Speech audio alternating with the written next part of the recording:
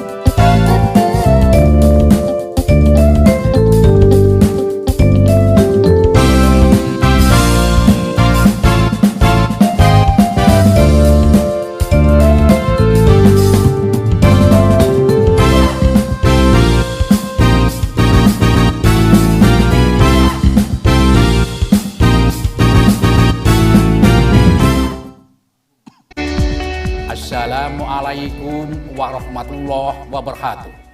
Dalam era globalisasi, pengetahuan dan teknologi yang turbulen saat ini, Untak Semarang adaptif terhadap fenomena tersebut. Untak Semarang merupakan perguruan tinggi swasta yang berwawasan nasionalis, tertua dan terbesar di Jawa Tengah. Untak Semarang mengabdi, berkarya, berprestasi. Assalamualaikum warahmatullahi wabarakatuh. Dalam era globalisasi, pengetahuan dan teknologi yang turbulen saat ini, Untak Semarang adaptif terhadap fenomena tersebut. Untak Semarang merupakan perguruan tinggi swasta yang berwawasan nasionalis, tertua dan terbesar di Jawa Tengah. Untak Semarang mengabdi, berkarya, berprestasi. Assalamualaikum warahmatullahi wabarakatuh. Dalam era globalisasi, pengetahuan dan teknologi yang turbulen saat ini, Untak Semarang adaptif terhadap fenomena tersebut. Untak Semarang merupakan perguruan tinggi swasta yang berwawasan nasionalis, tertua dan terbesar di Jawa Tengah. Untak Semarang mengabdi, berkarya, berprestasi.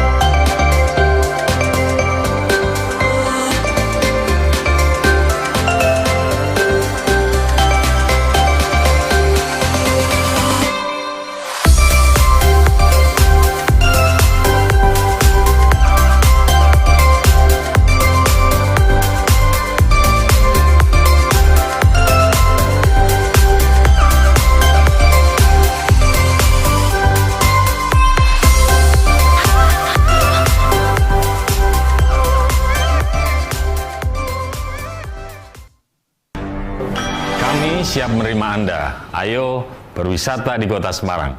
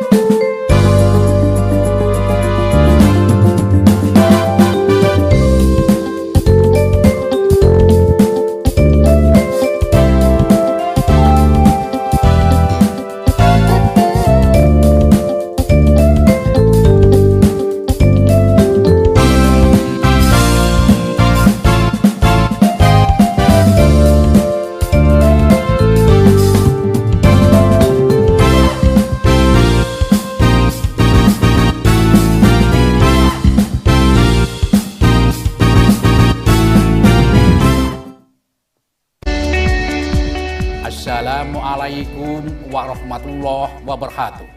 Dalam era globalisasi, pengetahuan dan teknologi yang turbulen saat ini, Untak Semarang adaptif terhadap fenomena tersebut. Untak Semarang merupakan perguruan tinggi swasta yang berwawasan nasionalis, tertua dan terbesar di Jawa Tengah. Untak Semarang mengabdi, berkarya, berprestasi. Assalamualaikum warahmatullahi wabarakatuh. Dalam era globalisasi, pengetahuan dan teknologi yang turbulen saat ini, Untak Semarang adaptif terhadap fenomena tersebut. Untak Semarang merupakan perguruan tinggi swasta yang berwawasan nasionalis, tertua dan terbesar di Jawa Tengah. Untak Semarang mengabdi, berkarya, berprestasi. Assalamualaikum warahmatullahi wabarakatuh. Dalam era globalisasi, pengetahuan dan teknologi yang turbulen saat ini, Untak Semarang adaptif terhadap fenomena tersebut.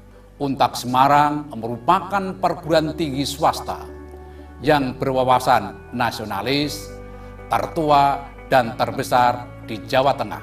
Untak Semarang mengabdi, berkarya, berprestasi.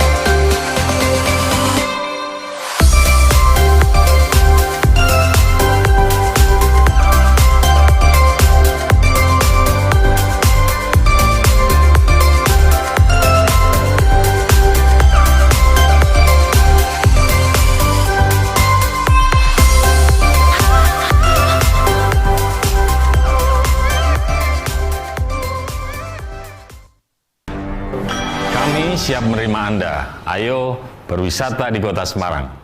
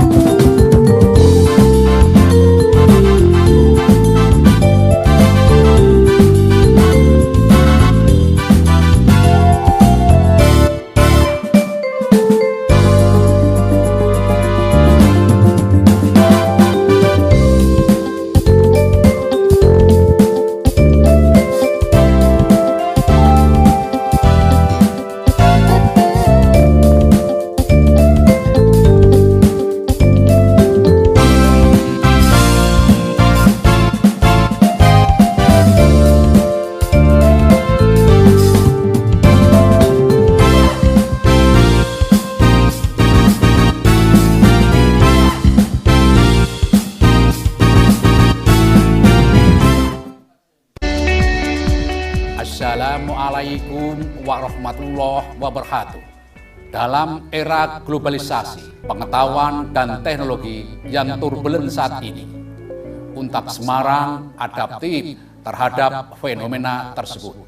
Untak Semarang merupakan perguruan tinggi swasta yang berwawasan nasionalis, tertua dan terbesar di Jawa Tengah. Untak Semarang mengabdi, berkarya, berprestasi. Assalamualaikum warahmatullahi wabarakatuh. Dalam era globalisasi, pengetahuan dan teknologi yang turbulen saat ini, Untak Semarang adaptif terhadap fenomena tersebut. Untak Semarang merupakan perguruan tinggi swasta yang berwawasan nasionalis, tertua dan terbesar di Jawa Tengah. Untak Semarang mengabdi, berkarya, berprestasi. Assalamualaikum warahmatullahi wabarakatuh. Dalam era globalisasi, pengetahuan dan teknologi yang turbulen saat ini, Untak Semarang adaptif terhadap fenomena tersebut. Untak Semarang merupakan perguruan tinggi swasta yang berwawasan nasionalis, tertua dan terbesar di Jawa Tengah. Untak Semarang mengabdi, berkarya, berprestasi.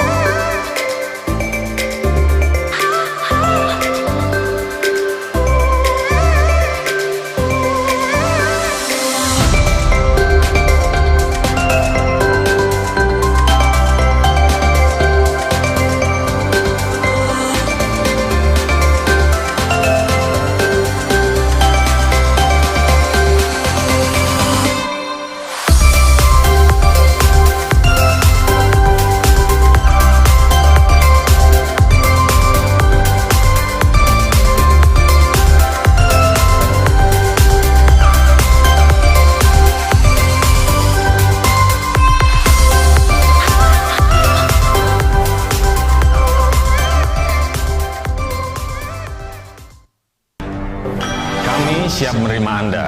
Ayo berwisata di Kota Semarang.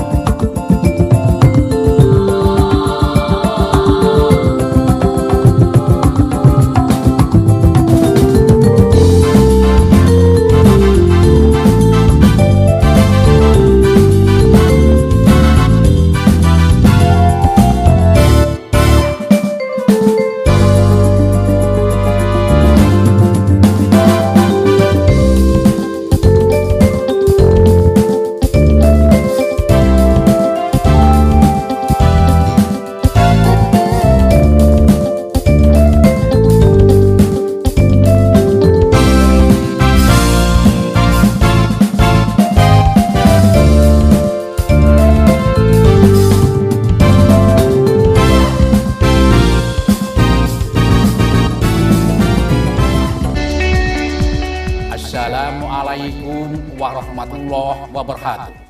Dalam era globalisasi, pengetahuan dan teknologi yang turbulen saat ini, Untak Semarang adaptif terhadap fenomena tersebut. Untak Semarang merupakan perguruan tinggi swasta yang berwawasan nasionalis, tertua dan terbesar di Jawa Tengah. Untak Semarang mengabdi, berkarya, berprestasi. Assalamualaikum warahmatullahi wabarakatuh. Dalam era globalisasi, pengetahuan dan teknologi yang turbulen saat ini, Untak Semarang adaptif terhadap fenomena tersebut. Untak Semarang merupakan perguruan tinggi swasta yang berwawasan nasionalis, tertua dan terbesar di Jawa Tengah. Untak Semarang mengabdi, berkarya, berprestasi. Assalamualaikum warahmatullahi wabarakatuh. Dalam era globalisasi, pengetahuan dan teknologi yang turbulen saat ini, Untak Semarang adaptif terhadap fenomena tersebut.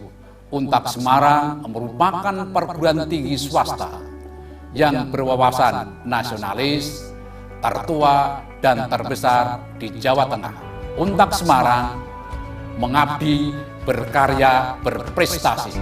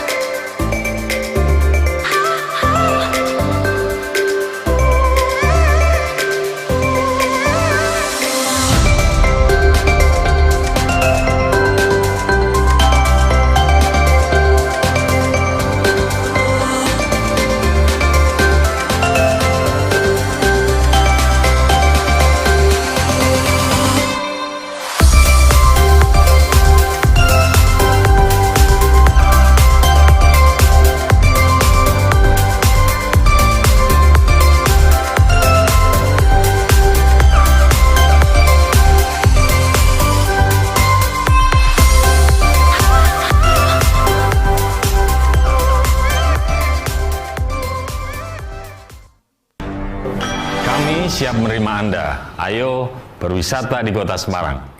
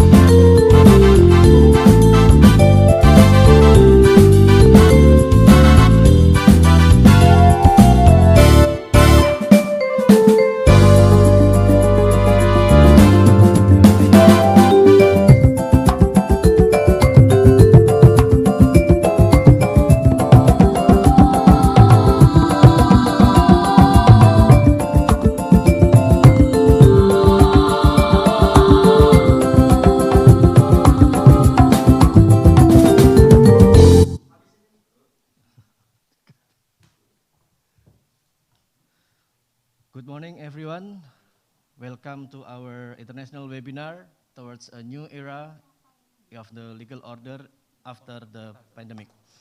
I am Nathanael. I would like to inform all of you that this international webinar is organized accordingly to the health protocol procedure. But please allow me to open my facial mask. All right, so welcome to the international webinar towards a new era in the legal order after the pandemic.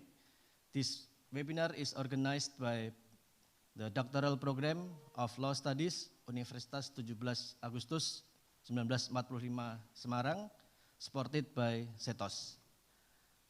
We will begin very soon, so please be ready to be on cam and make sure that you have used the virtual background that is prepared by the committee.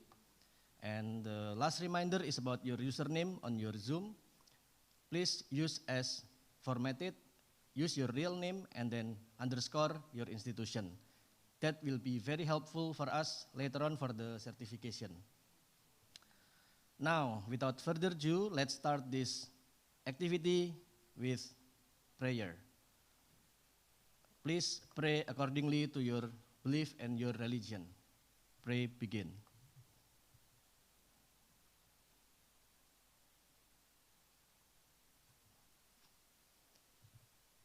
Finish? Okay, now let's start with the opening greetings with the song. We will all listen to the Indonesian anthem, Indonesia Raya, and then followed by another song, Di Timur Matahari. Please enjoy.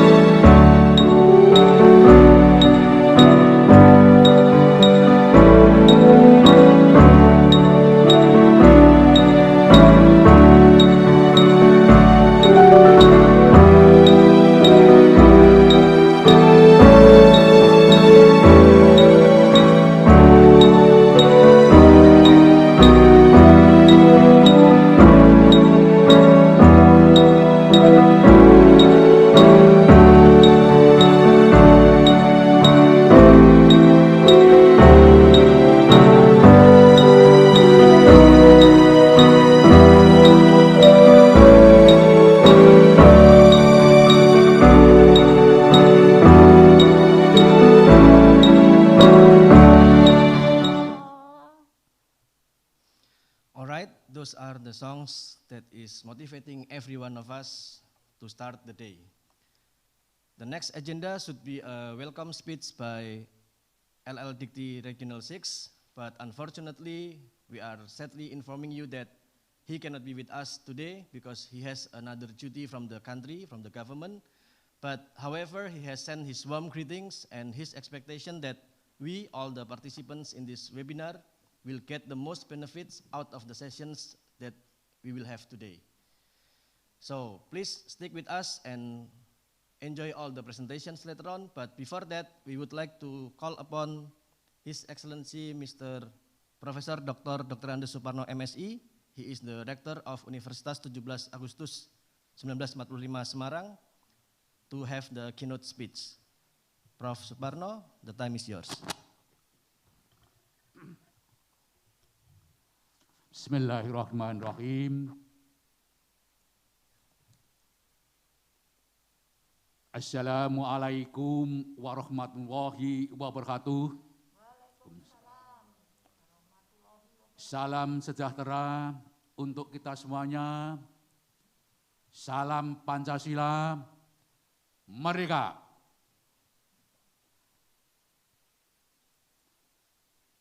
Alhamdulillah, alhamdulillah, alhamdulillah wa syukurillah. Yang utama dan pertama, marilah bersama-sama kita panjatkan puja-puji syukur kepada Allah SWT, Tuhan yang Maha Kuasa. Atas rahmat dan karunia-Nya, kita di pagi hari ini masih diberi kekuatan, kemampuan, kesehatan, dan diberi kesempatan untuk bersama-sama hadir di tempat ini walaupun berjarak dalam rangka webinar internasional. Dalam keadaan sehat, sehat, sehat, walafiat, Allahumma amin. Bapak Ibu hadirin hormati, dalam situasi pandemi global COVID-19, kekuatan optimisme akan membuka peluang untuk melakukan refleksi, penataan kembali, dan penataan ulang atas banyak aspek kehidupan menuju masa depan yang lebih baik. Sebagaimana pesan di sebuah kalimat, there is always light at the end of the tunnel. Di ujung setiap perjalanan, melalui terowongan kita akan jumpai cahaya yang gelap, akan tetapi kita akan menuju dalam satu tatanan yang lebih baik. Masa pandemi ini seumpamanya perjalanan dalam temaran cenderung dalam keadaan gelap, karena banyak sekali hal yang dahulunya bisa dan biasa kita kerjakan menjadi harus mengalami penyesuaian dan pembatasan. Namun keyakinan bahwa pandemi tidak akan berlangsung selamanya harus memicu dan terus memacu semangat kita untuk senantiasa membuat pembaruan, menciptakan hal-hal yang baru demi kesiapan menyongsong era yang lebih baik. Demikian selanjutnya, lahirlah gagasan untuk adanya refleksi yang bertujuan membangun sistem sosial dan tatanan hukum yang semakin adil, berkelanjutan, dan lebih tangguh. Dalam buku COVID-19, The Great Reset, Klaus Schwab bersama Thierry McLeod menjelaskan bahwa penataan ulang secara besar-besaran saat pandemi ini memang memiliki relevansi dan urgensi sebagai bentuk respon atas tatanan sosial yang telah berubah total saat pandemi. Tidak dapat dipungkiri dan tidak mungkin dielakkan, tatanan yang mengalami perubahan itu bisa menjadi sumber atau acuan bagi kaum pemikir di berbagai bumi ini.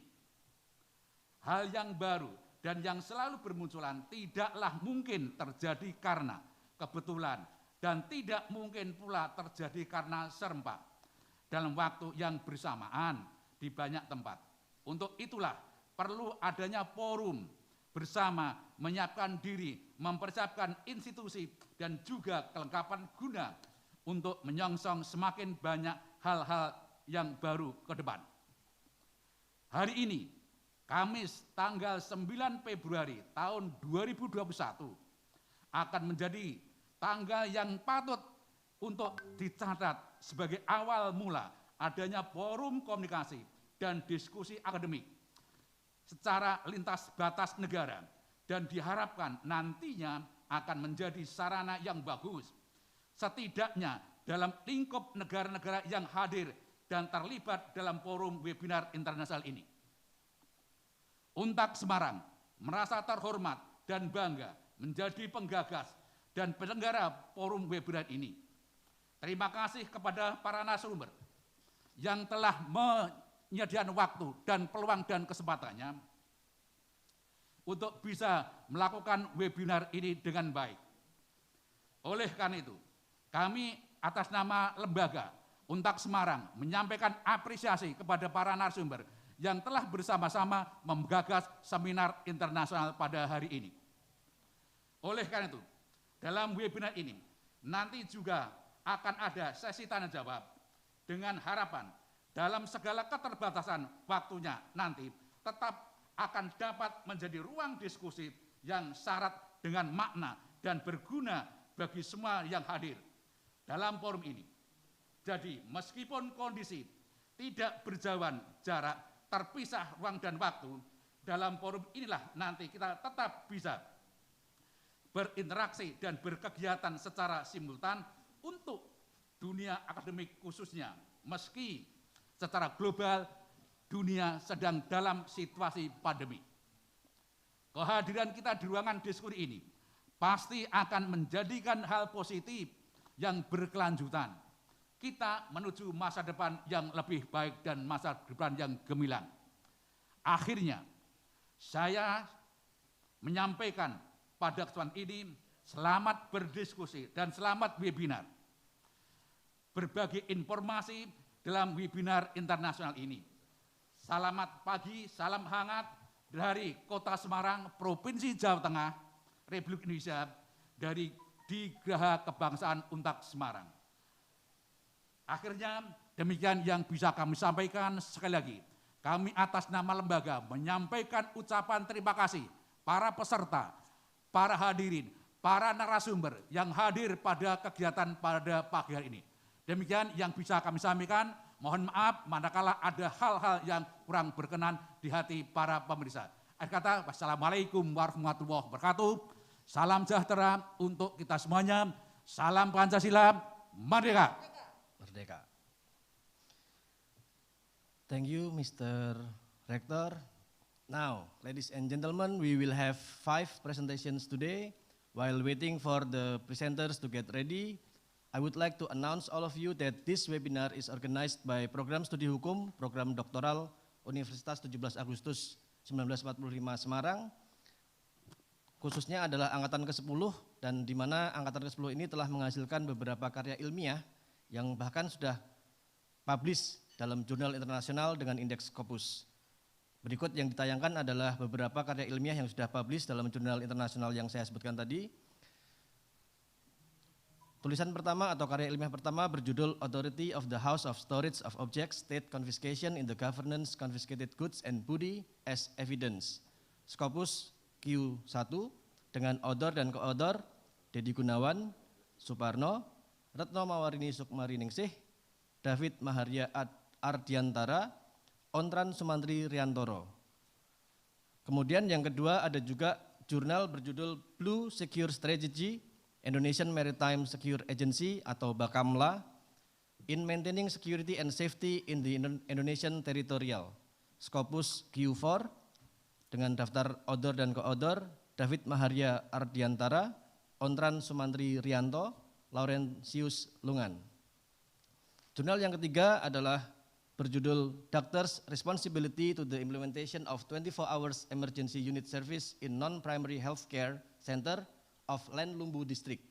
Scopus Q4, daftar author atau co-author Laurentius Lungan, Ontran Sumantri Rianto, David Maharya Ardiantara, dan Arman Harahap. Masih ada lagi, yaitu jurnal berjudul Implication of the COVID-19 Pandemic on the fulfillment of the rights to health of toddlers in integrated health post in Indonesia. Dalam bahasa lokal disebut posyandu. Ini masuk dalam Scopus Q4, Other dan Ke-Other, Ontran Sumantri Rianto, Retno Mawarini Sukmariningsih, Sri Mulyani, dan David Maharia Ardiantara. Ada satu lagi yang terakhir yang sudah masuk ke dalam jurnal internasional berjudul Correctional Institution as a Place of Guidance to Counter Radicalism for Terrorist Prisoners in Indonesia. Scopus Q4, daftar order atau ke-order akan saya sebutkan: Erlangga Ali Mufti, Edi Lisdiono, Retno Mawarini Sukmariningsih, David Maharia Ardiantara, dan Ontran Sumantri Rianto. Those are the journals or the paper that has been published in international journals produced by the students in this university. We all are proud and we will do more for the future. Okay, now before the presentation sessions begin, please be ready to learn and get the information from all the honorable presenters or speakers later on. All in all, we will have 5 presentations today from our neighboring brotherhood and sisters countries, Timor-Leste, Malaysia, India, and also one from South Korea. And the final presentation will be a presentation from Indonesia. I would like to inform the honorable presenters that your time for presenting is allocated for 20 minutes for each of your presentations. I'm the moderator here, will give you a mild reminder for time when you have reached 15 minutes, meaning that you still have 5 minutes to finish your presentation. And all the participants are allowed to type in their questions in the chat room. Later on, we will have the question and answer session after all the 5 speakers are done. Once again, to all our presenters, there will be a mild reminder about the time when you have remaining only 5 minutes for your presentation. All right, now let's not wait any longer for the first presentation of the day. Our brother from Timor-Leste, our honorable guest presenter, who will do the kickoff of our webinar today with the topic about sea, maritime security partnership related to ocean safety and blue economy development. He is Dr. Mario Marquez Cabral, PhD. Dr. Mario, are you all ready? Yes. Good morning, Dr. Mario. Hello. Hi. Hello, Dr. Mario. Selamat pagi. Selamat pagi. Could I start now? Oh. It's hello? Yes, it's your time for the presentation, sir. So I would like to please you with the title and also your presentation. Okay, let me share my screen from here. Oh, you will get from there? Yeah, we have the staff here to prepare the share screen. Or you want to do it by yourself?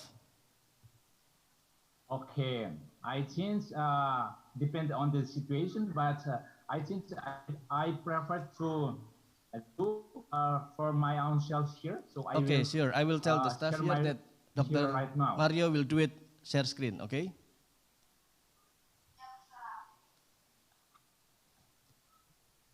Hold on. So what's going on? Sorry? Have you seen my screen there? Yes, yes, sir. Your screen is here. Okay. Okay, I think it's better now. Yes. Thank you. Please, Dr. Mario, sorry to cut your speech. Your time is 20 minutes, so please make it a very beneficial of the time. Thank you. Okay, thank you very much. Ladies and gentlemen, distinguished panelists, the organizing committee on this international webinar. Good morning and greetings from Dili, Timor-Leste. In this session, I am going to deliver my presentation entitled, as you can see in the screen, Maritime Security Partnerships are the key for ocean safety and blue economy development in East Asian Seas region. My first slides. So the content will be 7 slides there. So in the first slide, I will be presenting the Asian Seas region, and then followed by the ocean governance in a wide arena, and then maritime zones based on the UNCLOS, maritime security matrix, and also future maritime trade flows, and then the potential blue economy development, and then the final, it will be conclusion and also the recommendations. So here is the first slide that I present here. So in the second slide, I'm going to present a general overview of the title, in which you might be well aware as uncommon when addressing the terms of marine safety instead of ocean safety.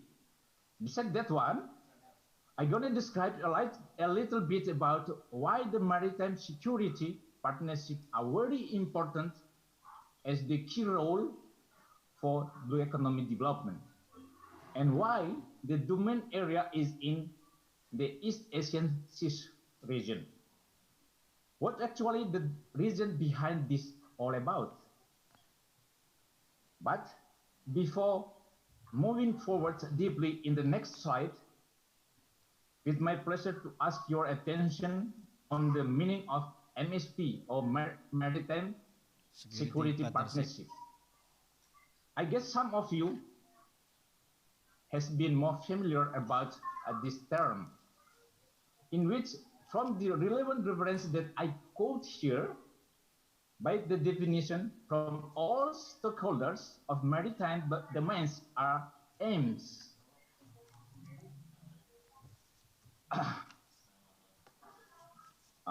first, at preserving the freedom of the sea. The second, facilitating and defending commerce and maintaining governance at the sea.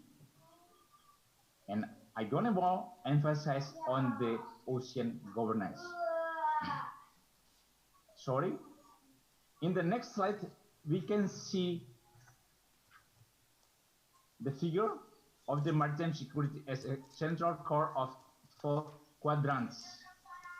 But in the slide I will show that. But in the beginning, let me say that here, as you can see in the screen, the 4 quadrants will be start from marine environment, economic development, and human security. I just stop there, but and exclude one for that. And why the reason behind to choose the Asian Seas region? As you can see, and be aware that because in this region, it is the richest marine biodiversity in the world, and also 3/4 of dense population.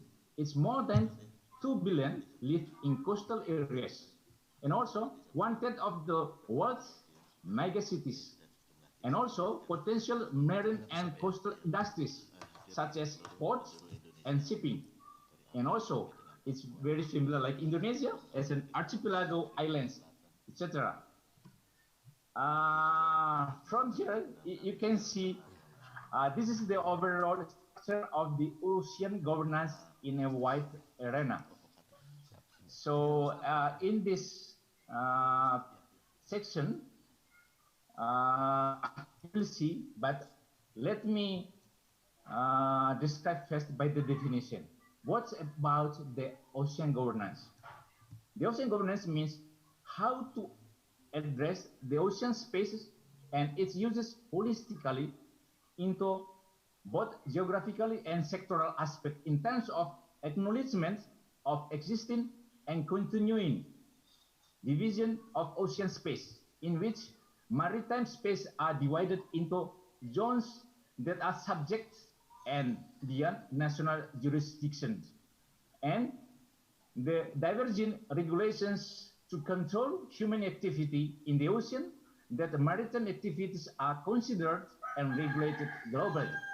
Sorry, this is too long definition, but it's fundamental. Well, from the figure, as it's clear about the structure, why the ocean is important for human well-being, such as UN decade. So this is very familiar in this time, especially this year, 2021 up to 2030 is a UN decade of ocean science for sustainable development. The conventional coordination mechanisms versus a holistic approach in the maritime domain. So it will be a transitional ocean organization because as you can see there, the typology of relationship between regional ocean governance and also the global ocean governance architectures. So in that case, how the interagency multilateral cooperation like UN agencies for the spirit of partnership, how can we introduce the interagency as an integrated maritime governance such as UNCLOS, FAO, UNEP, UNDP, UNESCO, IMO, and also ILO. How does it work and ensure a holistic approach towards a good ocean governance for the use and maintenance of ocean? So I think this is the explanation that I have been delivered so far. So I will pass this slide. The next slide. Sorry. Oh, sorry. It can move here. So maybe it's a technical glitch here, but I do hope that the community organizing committee will handle this one. Sorry, I'm trying to ask. Okay. Hello? Yes, Dr. Mario, any problem? Yes, I'm trying to move these slides because I have explained this, and then I will move to the next slides. Which slide do you want, sir? Yes, okay, I'm trying, but if it's difficult here, so you can lead from your side there. The blue economy one or which one? The future maritime so trade flows? after this, so in the... So we can take over from here, Dr. Mario, Yes, the yes, slide. Okay, yes, yes. so we Please will take prepare over from here. Okay. Okay, thank you.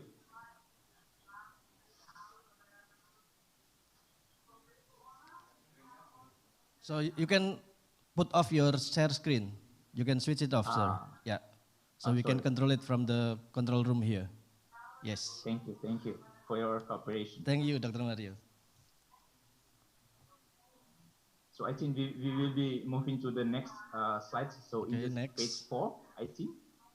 So you can show the screen there.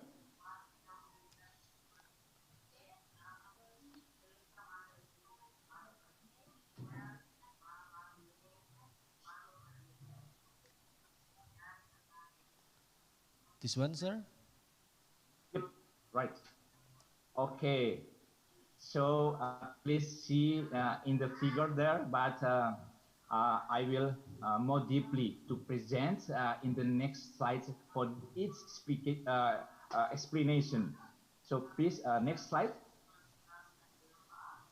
So this is the overall structure of the maritime zones based on the UNCLOS as well. Please. Next.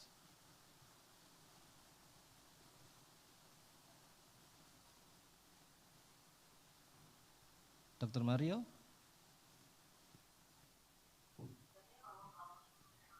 Okay, right. So in this slide, we will be focusing on maritime boundaries at high seas. As you can see from the maritime zones, the high seas is beyond the economic exclusive zone. So this is for all nations, not only for the coast or islands or coast states. So this is the synchronizing of the 4 pillars of international maritime of law. So such as SOLAS, more focusing on the safety, and also MARPOL for pollution, and SCTW for safety training for seafarers, and also MLC, with activity that undertaken in the territorial waters and ABNG or area beyond national jurisdiction for sustainable development.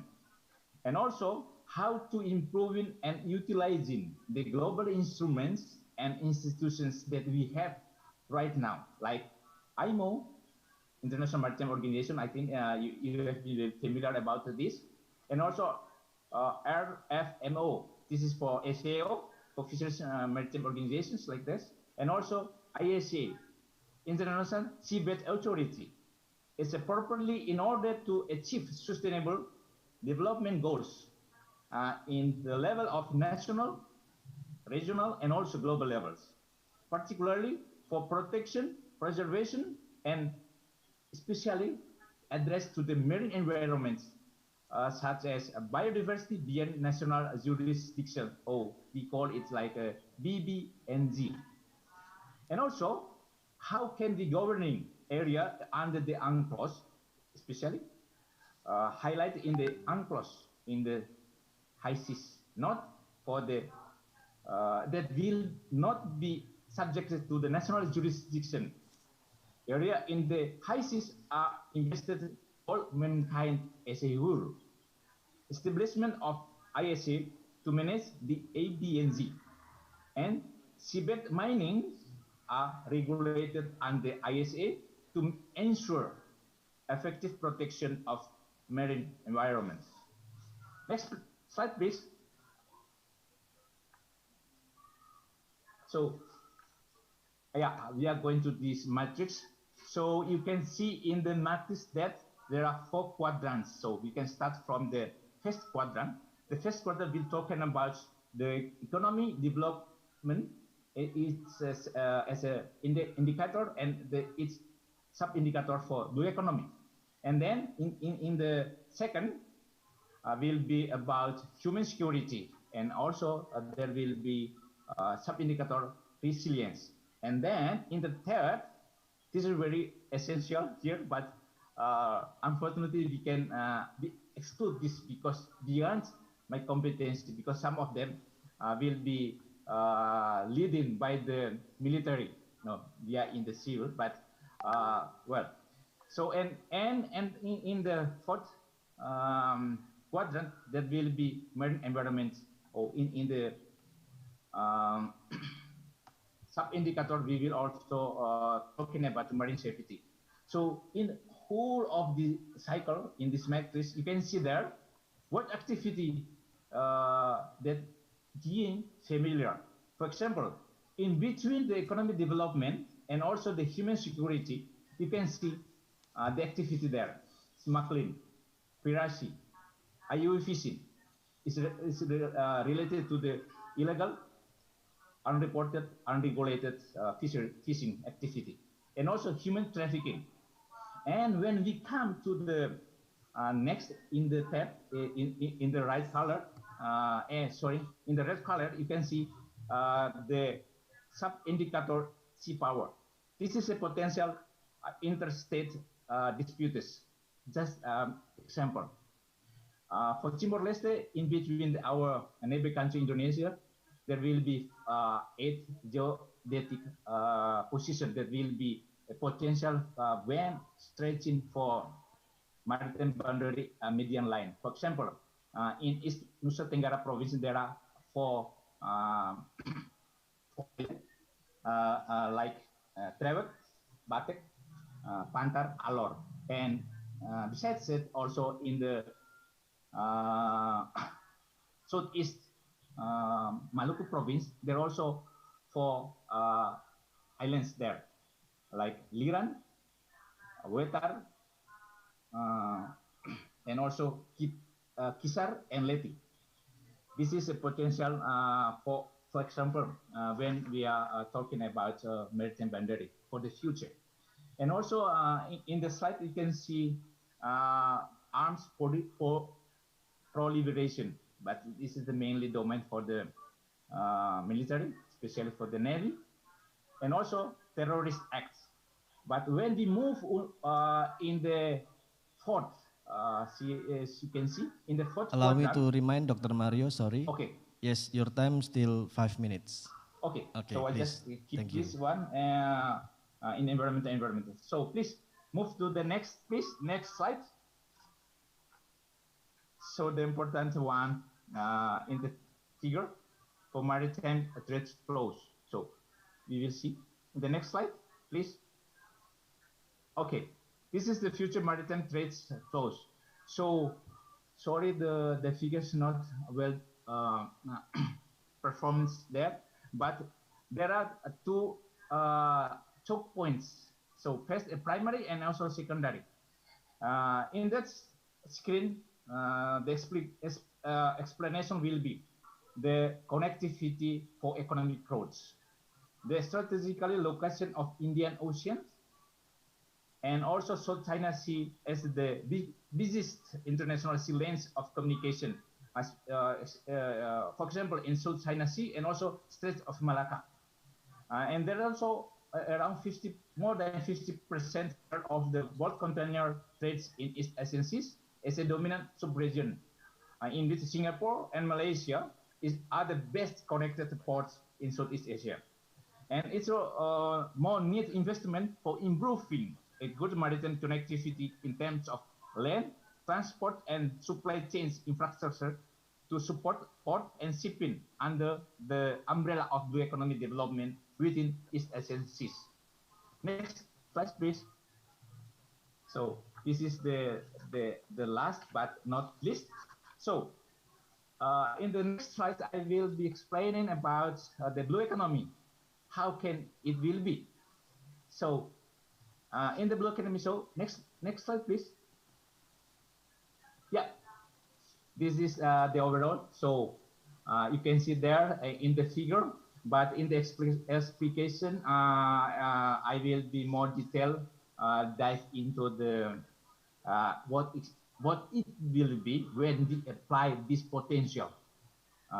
So please, in this slide, you can see from TEMC, partnerships in environmental for the partnership for environmental of the seas, ASEAN seas, explains the 9 potential blue economy that will be developed. First, it's about fisheries and aquaculture. Second, ports, shipping and marine transport. And third, tourism, resort and coastal development. And then oil and gas, coastal manufacturing, seabed mining, renewable energy, marine biotechnology, marine technology, and environmental services. So, in this regard, the successfully of this potential blue economy development having some challenges and also opportunities as well that are needed to consider certain actions, such as apply the strategy of protected, restored, and sustain the healthy of coastal and marine ecosystem services, implement sustainable manner and equitable economic benefits for inclusive growth, and also integrate approaches to multiple industry and governments, and also the innovative sciences and applicable technology. Last, I think this is the last. Yes, Dr. Mario, this is the last minute that you have. But last minute, okay. Yeah, we are very sorry. But maybe you can conclude by your answer. I still have 2 seconds. Oh, time is running out, so. Like the last minute, the last 2 minutes is okay. Yeah. Okay. We are so regretted, but here. yeah, we are very sorry you have to be cut to the time. But I know this is a very useful discussion, a very fruitful one. But you have still 2 minutes to close your presentation. Thank you. Okay. So now we are coming to the last slide. So this is the conclusion. Maritime security partnerships are the key to be considered under the auspices of United Nations Regional Ocean Governance and also the Global Ocean Governance Cooperation Mechanisms. And MSP or Marine Security Partnerships are very essential as enable organizations at the regional and also global fora to support the 9 potential blue economy that has been explained in the first slide, in previous slides, about the blue economic development in East Asian region. And this is a very important, I think. ASEAN governance stewards is playing a pivotal mainstreaming on the development and application that principle, rules, norms, and enabling institutions that guide public and private interactions carefully and responsible to coastal and marine resources with sustainable manners. I think that's all. Thank you my very much, presentation. Dr. Mario. And looking Yes. forward for discussion and other recommendations. Thank you. We are very regretful, Dr. Mario, but we have to cut the presentation short because we have four more after this. For the audience or the participants, personally, I thank you for your attention and joining this webinar from the beginning. For your understanding, Dr. Mario Marquez Cabral, PhD, is from National University of Timor-Leste. He was the Deputy of Maritime Affairs in the previous presidential in Timor-Leste. Currently, Dr. Mario is the consultant expert in the Ministerial Office of Maritime Affairs. His PhD was from Hawaii University, if I'm not mistaken, Dr. Mario. So now, before we go on, I would like to thank all the participants. We have currently 300 something, the participants from Aceh until Papua, all Indonesian participants, and then also our brothers and sisters from Timor-Leste who are joining us here, also from South Korea. Welcome from Semarang here. Now, after learning lessons about maritime security partnerships and blue economic development from Dr. Mario of National University of Timor-Leste, we would like to call for the second presenter, the second speaker, His Honorable Professor Hanif Ahmad, PhD. He is an active lecturer in Faculty of Law in the National University Malaysia. Professor Hanif.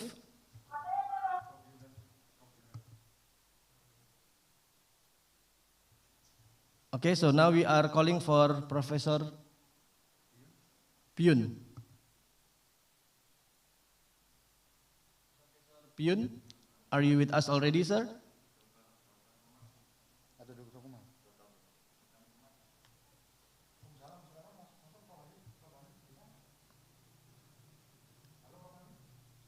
So we slightly have to revise the sequence of the presentations. Currently, we are trying to get in touch with Professor Pyun from South Korea, or Professor Gautam Kumar, who is already with us today. Professor Gautam Kumar, are you already with us? Yes. Okay, Professor Gautam Kumar. So we will switch the next presentation for Professor Gautam Kumar. Yes. Okay. Thank you. But first, let me share my PPT, right? Yes, allow me to introduce about yourself, sir. Professor Please. Gautam Kumar, he is a lecturer in Jawaharlal Nehru University in New Delhi, India, right? Yeah. You will be presenting about law and hurdle in tackling terrorism and human rights violation in Indonesia.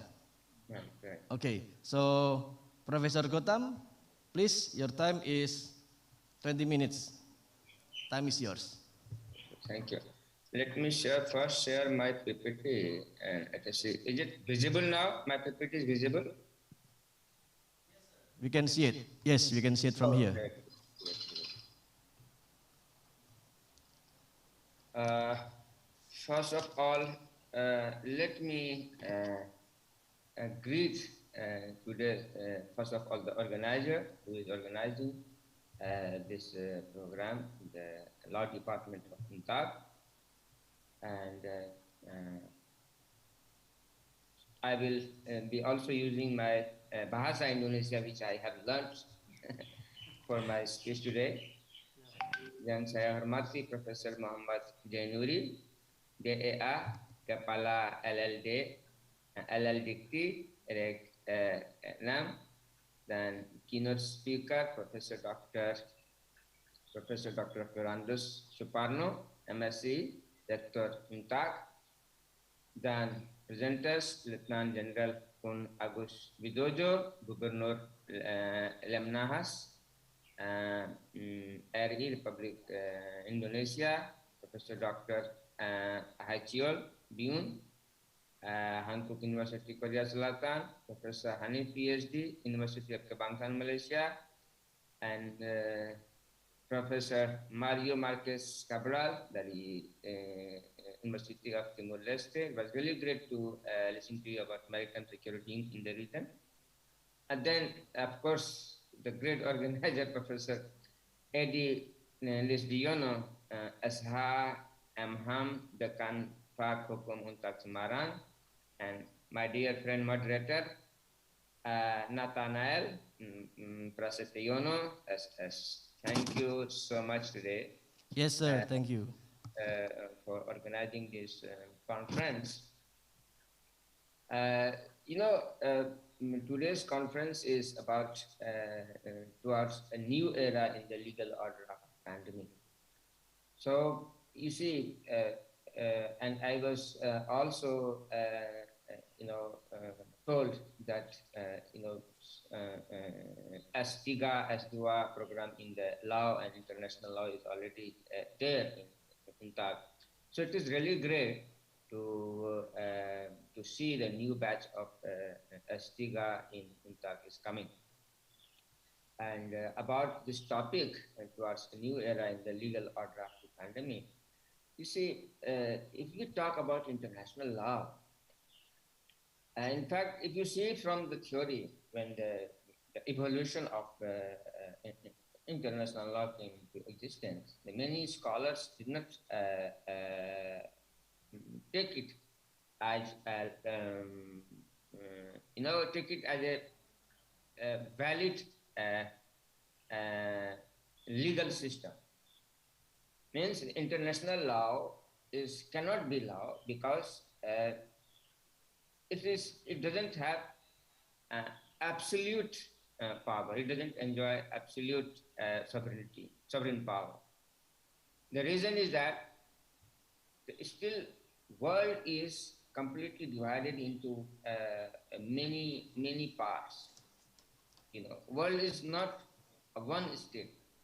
Right? Each and every state has its own rules and regulations, and they do not come in the coordination with other states. That is the one important point. Even though, you see, after the Second World War, we formed United Nations and we strengthened United Nations, and United Nations came out with a concept of giving security across the globe.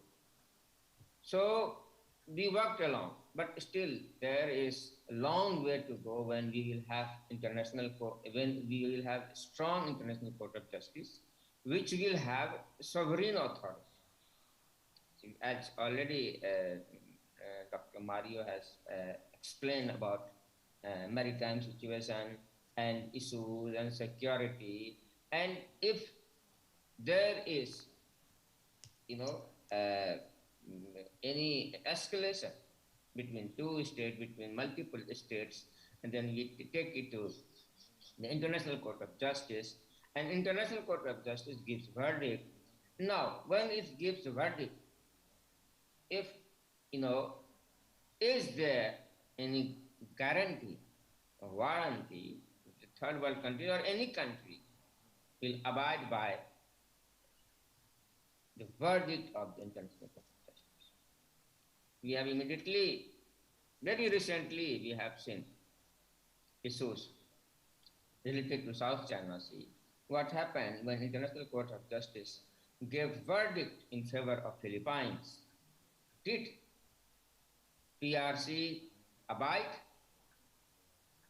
So the biggest question is, how do we form an International Court of Justice which has sovereign authority, and each and every country in this world or in the globe comes directly under its jurisdiction. So that is, hello? Yes, sir. Okay, am I audible?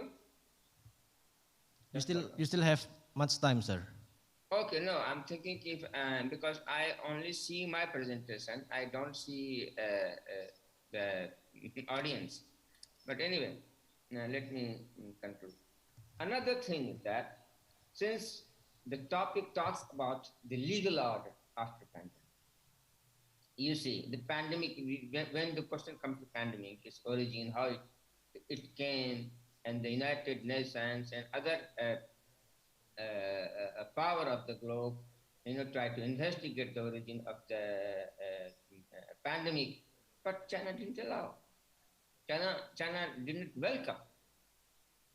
So this is another question, and there is a lot of current issues that maybe Palestine versus Israel and a number of issues, inter-state issues in the Middle East, and because of that, you understand, the biggest challenge, the biggest problem that world is facing right now. Excuse me, Professor Gautam, sorry. Yes. Can we please try to take the share screen from our control room here because your presentations are too small to see? Oh, I have just sent it to Professor Eddie on the WhatsApp. Yes, okay. So we will take it from here from now on, okay? Please. Should yes, thank you, sir. Yeah. Should I stop sharing?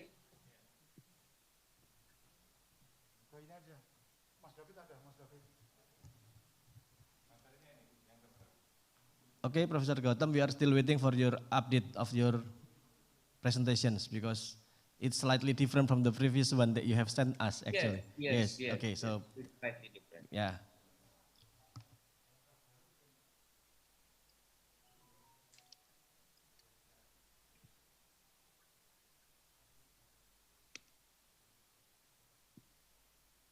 While waiting, so Professor Gautam, you can keep on explaining the presentation. We will share when we get the file ready. Yeah, thank you, sir. And thus, when we talk about the international legal order, and then the current issues we have, throughout across the globe, we have been facing, particularly interstate facing. No, because we do not have a strong international legal order where any third world state, any state can lodge its complaint, can lodge its issues, can lodge its grievance, and can get justice. It is really very difficult, and particularly for the developing. And you see, I just come on that.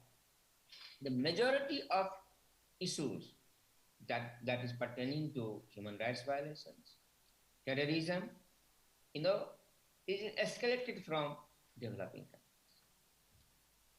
And currently, we have more than 100 countries where we have been facing massive human rights violations and with terrorism. So these are the issues, and in that frame, India, Indonesia, and other developing countries is also facing the same issue. Today, I will talk about human rights violations in general, and legal order, terrorism, and also I will talk about human rights violations happening in Indonesia as a scholar, as an observer from outside. Are you able to share my PPT? Yes, we are still trying, sir. Okay, no problem. I'll just continue with that. Okay, it's already on the way, sir. Yes. On the way. Is it the correct one, sir? Yeah. We have English and Indonesian title in the center part. Yeah. Yes, that's the second one, right? The updated Yeah. one. Okay, The thank you, sir. Indonesian part I have put because of for the majority of the audience. Yes. See, if we see the first slide, the number of terrorist attacks worldwide between 2006 to 2019. It's not very far, 2006 till 2019. And if we see the graph, it is horrible graph. You see, terrorist attacks. I'm not talking about the death. It starts from 14,000, 11,000, 13,000, 12,000, 8,000. So roughly it is say 10,000 terrorist attacks is happening every year across the globe. And this is the real data. Maybe it may be more than that. But this is the truth that world is facing. And I have already explained why terrorist attacks is happening. Right? And terrorist attacks is directly related to human rights violations. Now, can we define terrorism? Now, apakah definisi terorisme sudah berubah atau masih ada tetap, atau terorisme sudah ada sebelum 20 tahun, sekarang kondisi terorisme sama atau sudah berubah? Sudahkah kita mencapai sepenuhnya untuk mendefinisikan terorisme? Karena setiap negara punya definisi yang lain. Adakah kesamaan terorisme global? Apakah terorisme di Indonesia atau India atau Pakistan atau negara lain sama atau lain? Nah, kekerasan dengan menimbulkan teror. Nah, violence and terrorism, they are directly proportional to human rights violence. Terrorism, how do we define terrorism? It's basically intermediate, killing on mass scale, and they have particular objectives, from a particular group, particular association, from the government, to realize certain personal objectives or certain objectives of particular group who indulge in terrorist activity. And this group, the particular group, is further linked with other groups, So there are certain hierarchy in the terrorist group. Sometimes this terrorist group, work as, they try to work as simultaneous government. So this is very long issue since we have, our topic is completely different. We have to also see other aspects. So I will, limit my objective of the presentation. Now, after all this, the result of the death is horrible. Now you see, if you see the fourth slide, I'm on the fourth slide right now. You see from 2006 to 2019, the graph of every year from the death of the terrorist attack is around 20,000. The data, the source data says they may give further high. Now, the death is, 25,000, 30,000 across the globe per year. It is not that much high. The death we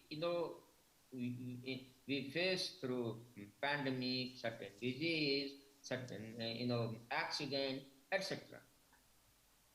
But the death from terrorist attack is the severest from each and every casualties happening across the globe.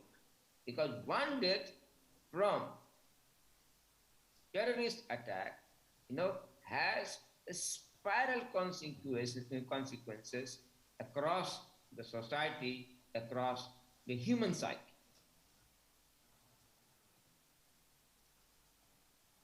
The cost is huge. After this terrorist attack, you see almost 19 to 20 million per year, 19 to 20 billion dollar is supposed to be spent, we are losing every year.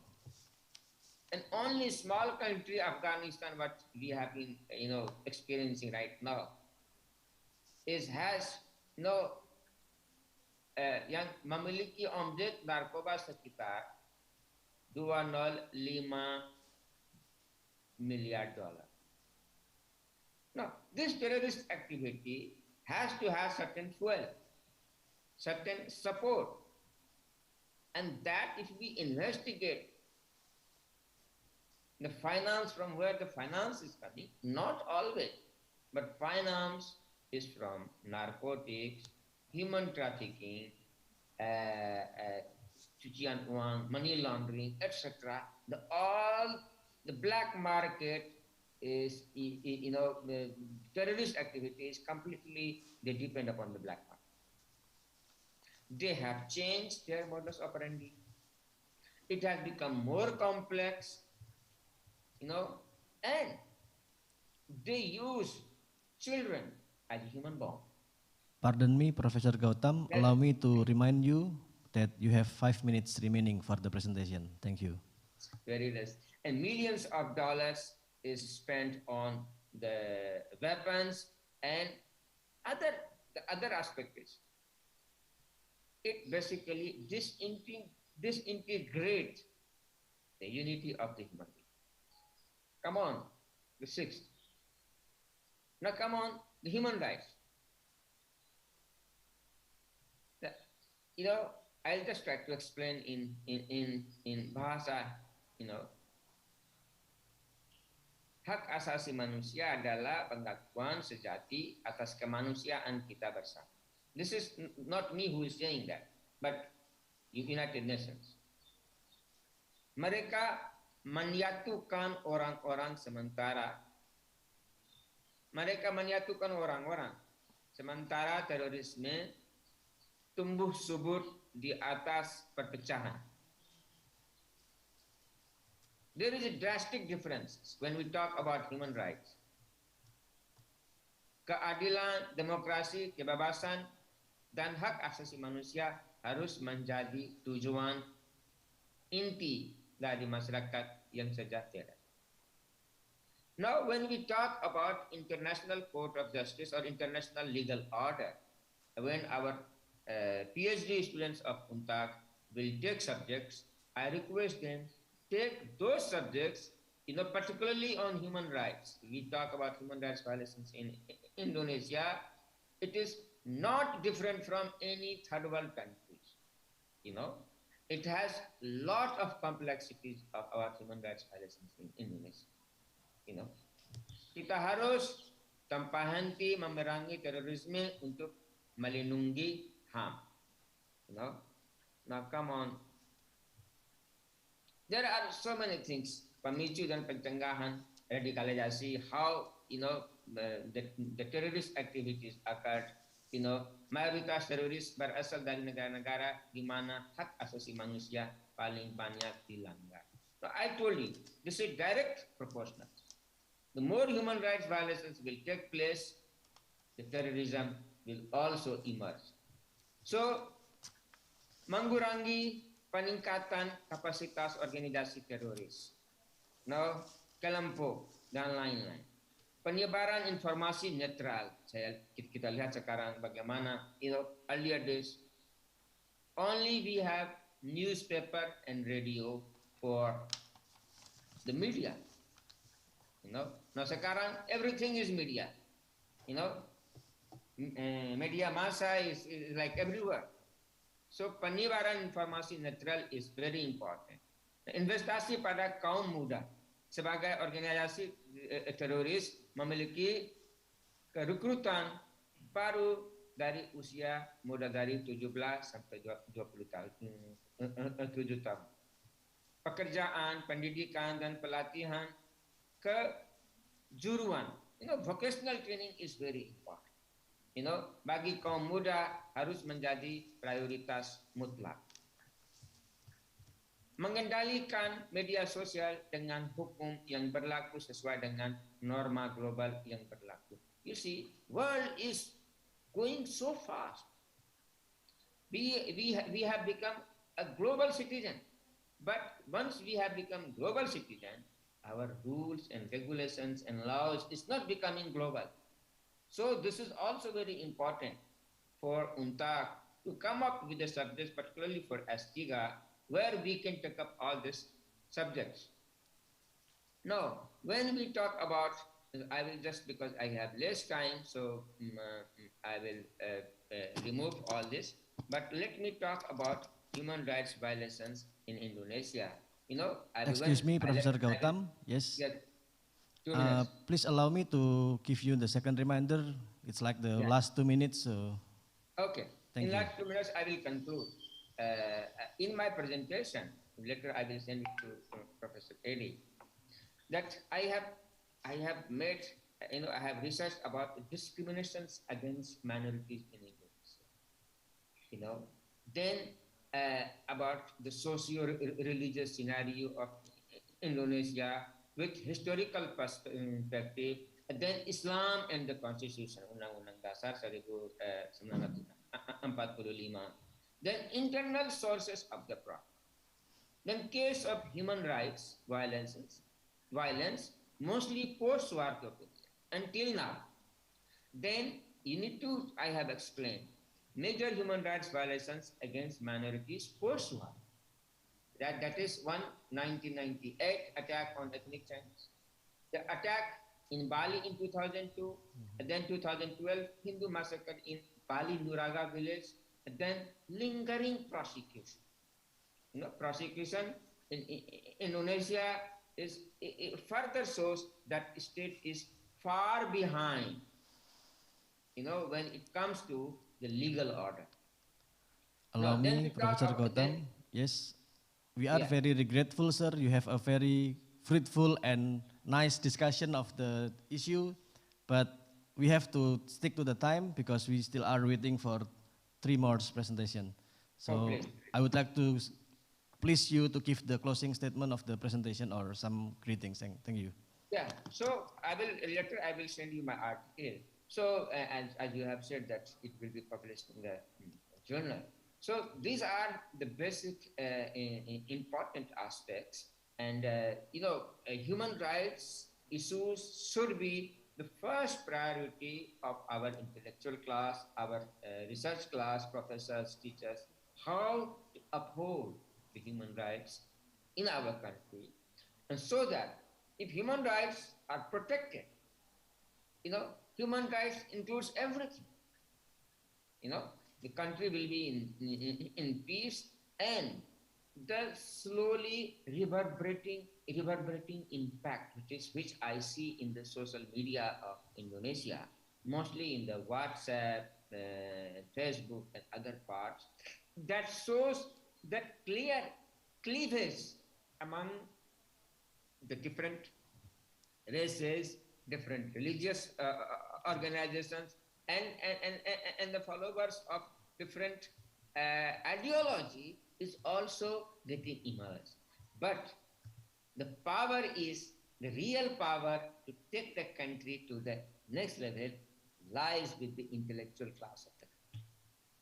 So that is most important, and UNTAG, I hope in near future will take up those subjects which can basically take the country to the new level, and all the issues, particularly issues lying with the new generation, the youth of our country, starting from 14 years till further, they will get a new way, they will get themselves engaged, and they will contribute to the development of the country. Thank you so much.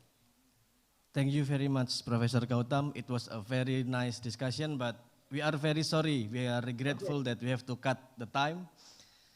Professor Gautam from Jawaharlal Nehru University, New Delhi. Updates from terrorism and radicalism issues for all of us, not only for Indonesians, but also for our neighboring countries. We need to be aware of the growth of those movements because it's a threat, a danger for our next generation. Thank you once again, Professor Gautam.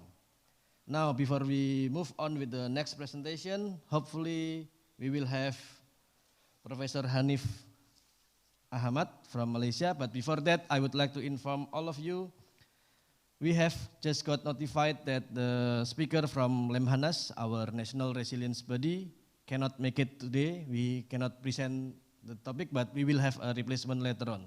Okay, now please welcome Professor Hanif Ahmad from Universitas Kebangsaan Malaysia. Professor Hanif, are you with us? Ya. Okay, so Terima kasih Pak. Assalamualaikum warahmatullahi wabarakatuh dan selamat pagi. First of all, can I know whether you want me to share the slide? Maukah saya untuk share slide-nya ataupun which one is easier for you? Okay, can I share the slide so that easier for me to manage? Okay. Mudah untuk saya uruskan. You can do it from your place, sir. Okay, thank you. Right. Sebentar ya. Okay, can you see the slides now? Bisa? Yes, it's clear from here. Okay.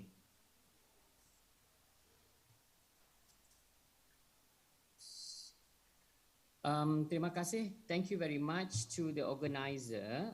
That is my beloved Universitas Untak.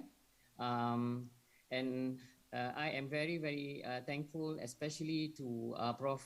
Lisdiono. Saya berterima kasih kepada Pak Lisdiono because I have been selected to present on a different topic, which is very different from the previous presentation. Beda, because I focus on economic regulation, regulasi ekonomi, but I would start from this baseline, from this premise. Saya akan mulakan dari premis ini. The economy is so important to all countries in the world because the COVID-19 pandemic, which we call now an endemic, okay, ia sudah berubah dari pandemic menjadi endemic because it has changed how people earn their living, their livelihood. Okay, I would focus on Malaysia because to me, I like to compare between Malaysia and Indonesia after having done a lot of research with Indonesia. Jadi saya suka banding sistem di antara Malaysia dan Indonesia. As we see that both Malaysia and Indonesia, we are very common. We have a lot in common. We have in terms of religion, in terms of language, in terms of culture. At the same time, there's difference because of the different colonial history. And as such, we have different system. And we see that the differences now also affect how the system or the law on SMEs in Indonesia, dalam bahasa Indonesia dipanggil sebagai usaha mikro, kecil dan menengah, how the law and the policy interact with the issues surrounding SMEs. Okay, my focus now is on Malaysia, on the fact, on the system with regards to law. Okay, Malaysia does not have specific law on SMEs. Malaysia tidak ada satu perundangan yang khas untuk UMKM. But the government support to SMEs is through administrative channels. So if the government wants to provide assistance, okay, want to provide help to the SMEs, the government will do it through administrative channels. What is administrative channels?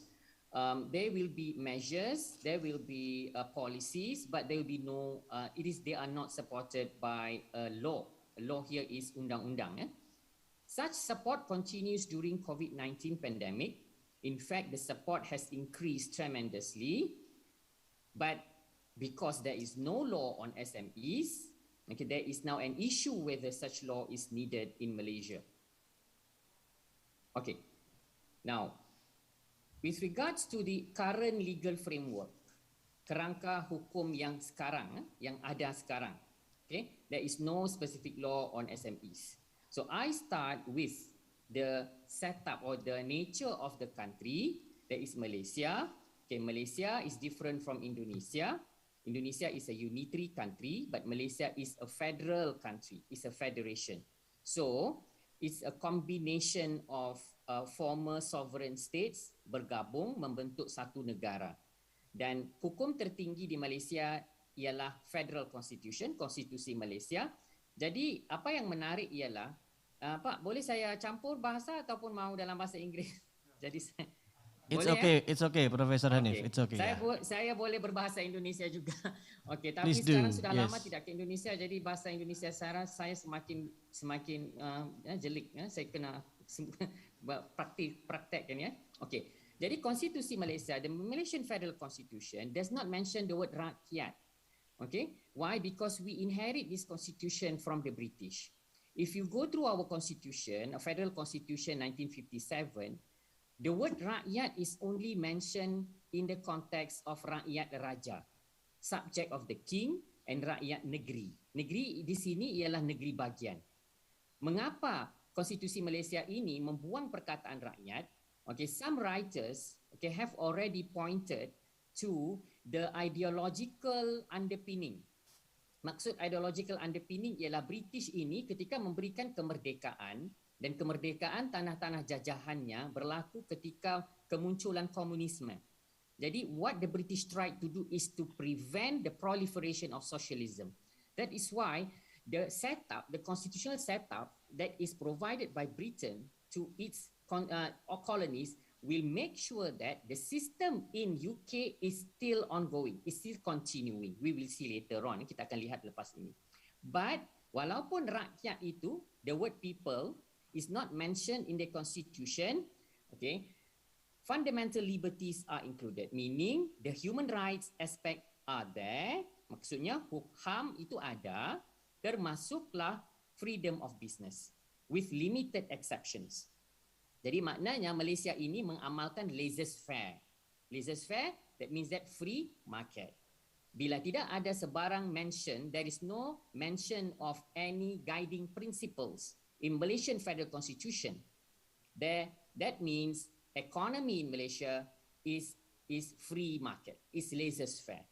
Okay, this is different from the Indonesia where the Indonesian Constitution may mention clearly some guiding principles that have to be followed, including by those who implement the economic policy. Okay, dan Malaysia, and Malaysia follows the English government model. Malaysia mengikut model pemerintahan Inggeris, where regulation is by direct action and design. Maksud regulation by direct action and design ialah pemerintah enggak perlu ada hukum, enggak perlu ada undang-undang. Contohnya berkenaan dengan healthcare, kesihatan. Undang-undang tidak perlu ada. So the government will directly implement all the policies without the need for an act of parliament. There will be a debate on this later on. Now, next, because Malaysia follow English common law, our contract law is very, very focused on preserving the integrity of contract. Maksudnya kontrak kalau dilakukan di antara pihak-pihak, maksudnya integrity of the contract will be the focus by the law. Number one. Number two, contract is difficult to be invalidated. Sukar untuk diinvalidasikan just because the contract is unfair. That is why in Malaysia, if there is a contract between a big corporation and a micro enterprise, it's very difficult for the court to be asked to invalidate the contract just on the basis of unfairness. Okay? And there's also a principle where without a contract, if you have done a work, you have to pay. So, dalam sistem mahkamah Malaysia, terutama mahkamah komersil, mahkamah sangat mementingkan the court emphasizes a lot on the obligation to pay. So if let's say there is an unfairness, ketidakadilan, ketidaksamaan di antara parti to the contract, pihak kepada kontrak, pihak kepada perjanjian, the court cannot just simply say, okay, there's unfairness, the contract will be invalidated. Okay, there's law on unfair contract terms, but it is only between business and consumers. Okay, now we focus on what is happening now when it comes to the help given by the Malaysian government to the SMEs. Okay, especially because of the COVID, we see that the government has flushed. Okay, they use the word flushed. Maknanya sudah mengeluarkan, okay, billions of dollars to help the SMEs. Okay, and this is something that has reached the people directly. Okay, for the SMEs, they include direct payment. Saya rasa ini dalam bahasa Indonesia dipanggil bansos, ya, bantuan sosial. Okay, for the SMEs, untuk UMKM, banyak bantuan diberikan. Antaranya direct payment, bayaran langsung, tunai, bantuan langsung, debt guarantees, credit facilities, dan sebagainya. Alright, now, but there are arguments for and against these non-legal measures. Okay, but I start with the argument for the legal measures. Okay, alright. First, because we follow the English system, those who say that it's good to follow the English system, you don't need law, okay, for the money to be channeled to the SMEs, to the people as well as the SMEs. Okay, they say that it's good because it's efficient. Okay, the money goes straight away to the people. Payment is made directly to the people through the banks. Maksudnya kalau bapak-bapak dan ibu-ibu ada akun, ya, account, bank account, the government will straight away put the money into your account. Alright? Recording in progress. Number one. Number two, flexibility is flexible. If it is supported or backed by law, you have to go to parliament. And we know that parliament, politicians will debate. And saya rasa, saya kira bapak-bapak dan ibu-ibu tahu keadaan politik di Malaysia sekarang. We still have a very, very unstable government. We just have a change of prime minister. But the money still keep going to the people. It's flexible. Okay, because even though the parliament does not sit, parliament is not in sitting, but the money can still be disbursed or distributed. Number three, agility. Agility means it can change. Okay, the policy can change to suit the change in the needs of those who need the money. And finally, easier co-option of private sector. So the private sector can easily fit into the system. So in Malaysia now, the money actually comes from the banks. And Malaysia is not like Indonesia. We do not get money from IMF. Okay? And you may ask me how Malaysia get the money. Where Malaysia get the money from? The money is actually within or among those businesses, the financial institutions, those who have a lot of money, so they will pool the money and the money will be used by the government. Okay? During the time where they need the money, especially like time like COVID, emergency. However, there are those who are against it. Mereka yang mengatakan bahawa, pertama, if there is no law, if the money, if the assistance, if the subsidy is not tabled in parliament, that will lead to transparency issue. It will lead also to accountability issue. You do not know where the money goes to or goes through. And this will give rise to corruption and also regulatory capture. So the government makes policy to protect the people, but in the end, the law that is created, the policy is created only benefit those who are close to the government, especially those who are like, we say cronism lah. Alright.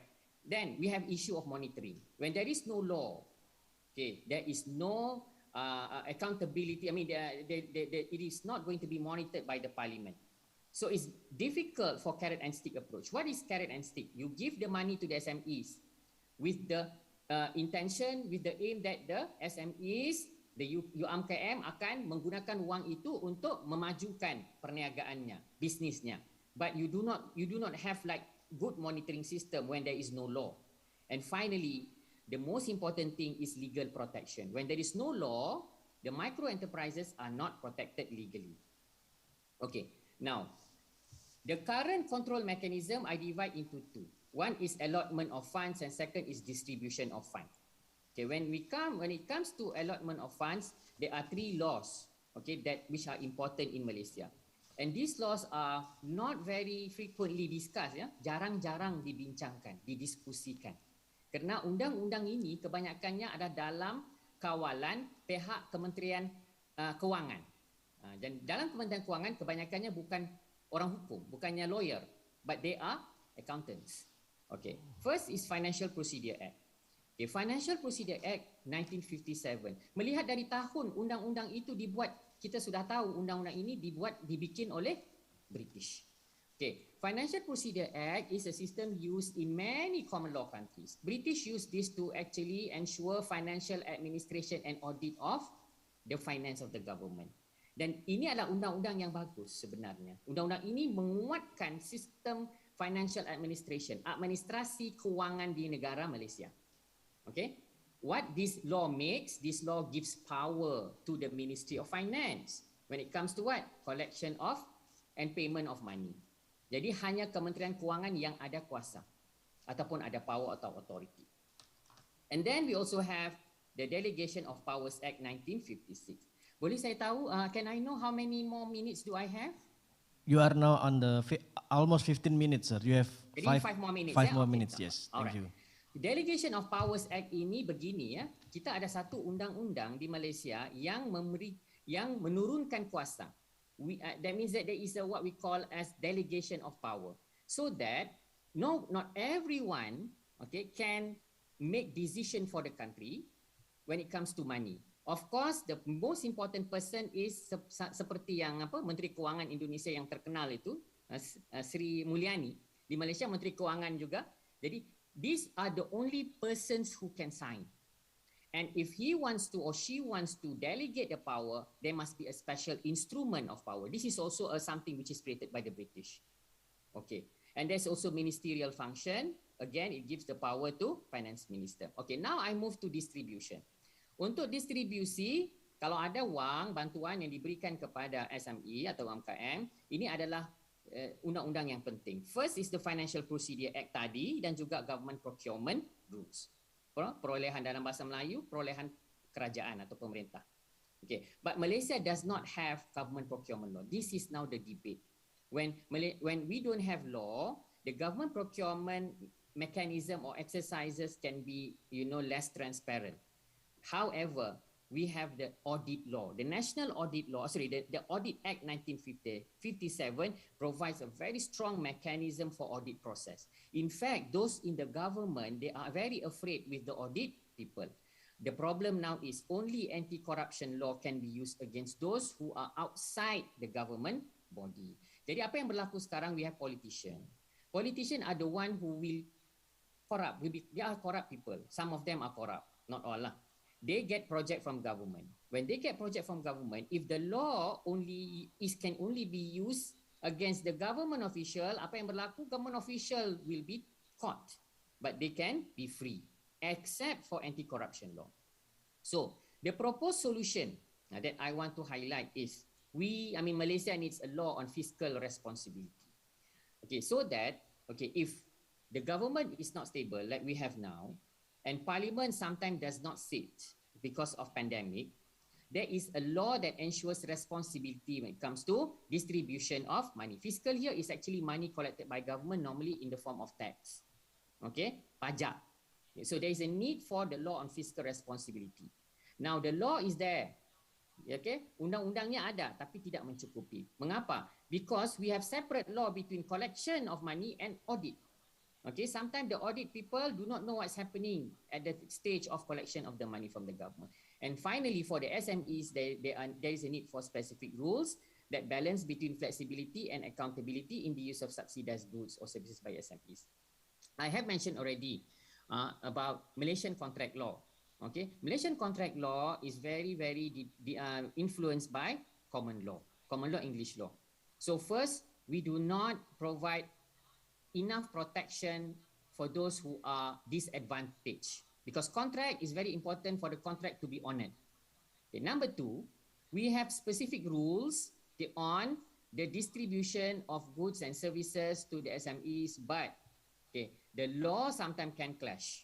I give you example. Let's say SMEs get assistance in terms of machinery from the government, and then they cannot use the machinery, tidak boleh menggunakan lagi machine. Then what happened to the machine?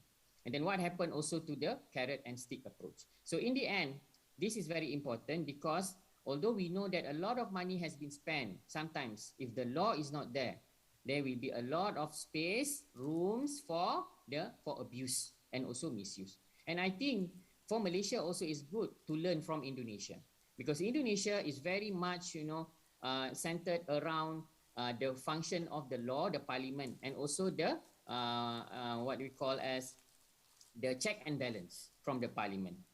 So the parliament and the DPR will do a lot of screening, we do a lot of scrutiny on what the executive is doing, especially the executive branch, which is responsible for money.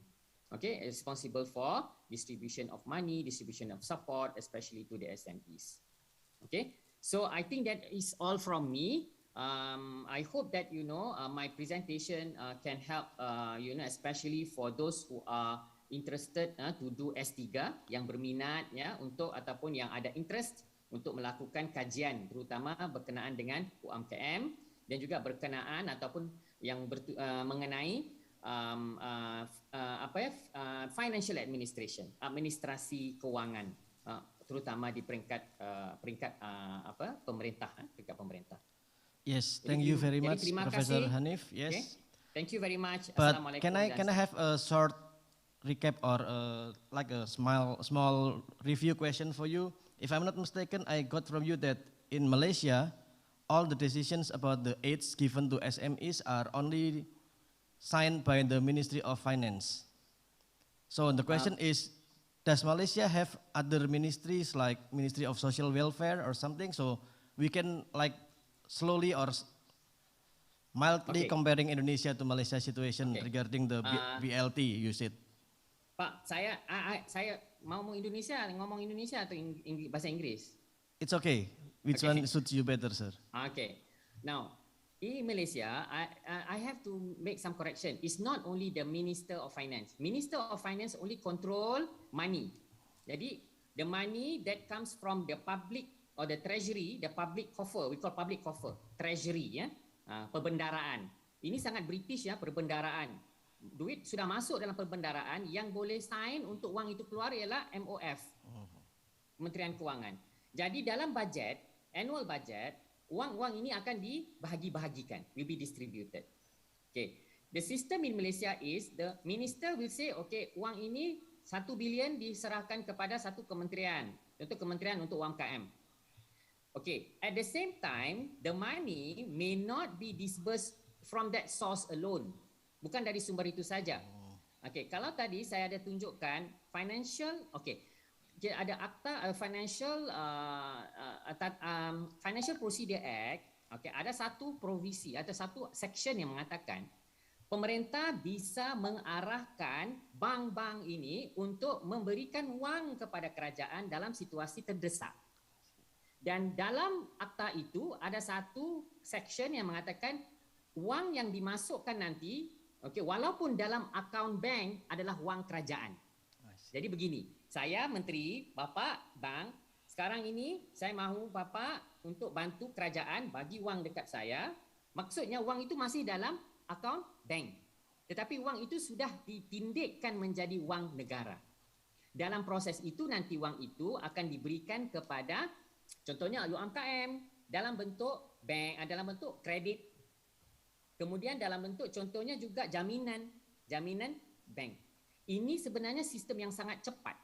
Jadi kerajaan enggak perlu kumpulkan wang, ambil masa. Jadi dia terus arahkan kepada bank-bank. Tapi saya mahu, I want to give a caution ya. Sistem perbankan Malaysia ini sudah sistemnya sangat centralized. Di Indonesia sistem perbankannya agak decentralized. Jadi tidak semua yang boleh di-follow. Jadi bila uangnya itu nanti sudah ada, jadi ia digunakan. Ini dapat mengurangkan kebergantungan kepada dana-dana luar seperti IMF. Karena kita tahu kalau dana luar ini kita bimbangi, nanti ia akan ada condition.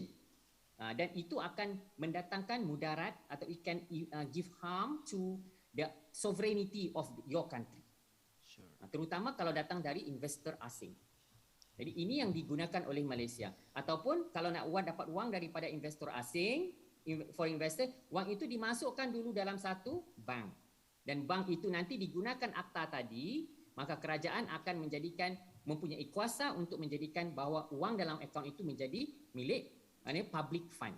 But there are also ada instruments seperti bond dan sebagainya. Jadi pemerintah ini perlu membayar semula. Kalau enggak, nanti pemerintah juga bisa disaman di mahkamah. Karena bank itu mempunyai di bawah kontrak ini sistem kontrak Malaysia yang tadi saya bilang akta kontrak itu undang-undang kontrak yang tadi terpakai kepada semua, kepada negara, terpakai kepada private individual. Dan di dalam sistem perlembagaan Malaysia tidak ada satu guiding principle. Ia adalah laissez-faire. Saya rasa ini sama juga dengan negara-negara common law lain seperti Singapura. Saya kira juga India saya tidak pasti. I'm not sure about India. Maybe they have already made some changes. But Singapore, the law is the same. Hukum Malaysia dan Singapura untuk finance lebih kurang sama, hampir sama. Terima kasih. Once again, terima kasih Profesor Hanif. Thank you very much, sir, for more elaboration. My own curiosity, actually. So, before we move on with the next presentation, we would like to have a short video transmission from the administrative. Assalamualaikum warahmatullahi wabarakatuh. Dalam era globalisasi, pengetahuan dan teknologi yang turbulen saat ini, Untak Semarang adaptif terhadap fenomena tersebut. Untak Semarang merupakan perguruan tinggi swasta yang berwawasan nasionalis terbesar di Jawa Tengah. Untak Semarang mengabdi, berkarya, berprestasi. Assalamualaikum warahmatullahi wabarakatuh. Dalam era globalisasi, pengetahuan dan teknologi yang turbulen saat ini, Untak Semarang adaptif terhadap fenomena tersebut. Untak Semarang merupakan perguruan tinggi swasta yang berwawasan nasionalis, tertua dan terbesar di Jawa Tengah. Untak Semarang mengabdi, berkarya, berprestasi.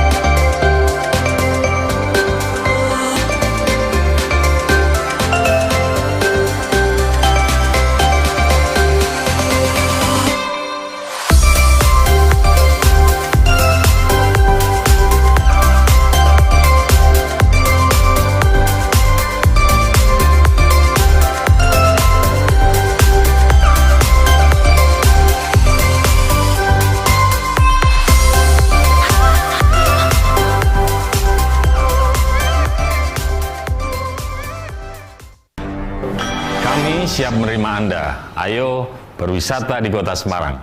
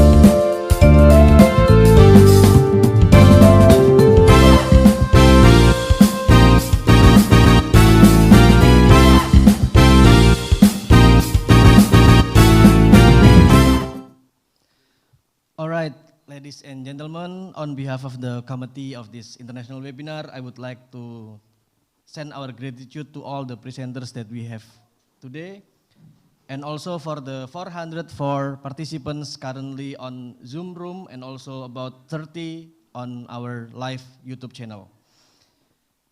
Well, we have also more notification from the Office of National Resilience Body that there will be a presentation delivered by Professor Dr. Insinyur Dadan Umar Dayhani. But before the last presentation, we are now calling for Professor Haichol Byun. Hello, Professor Byun.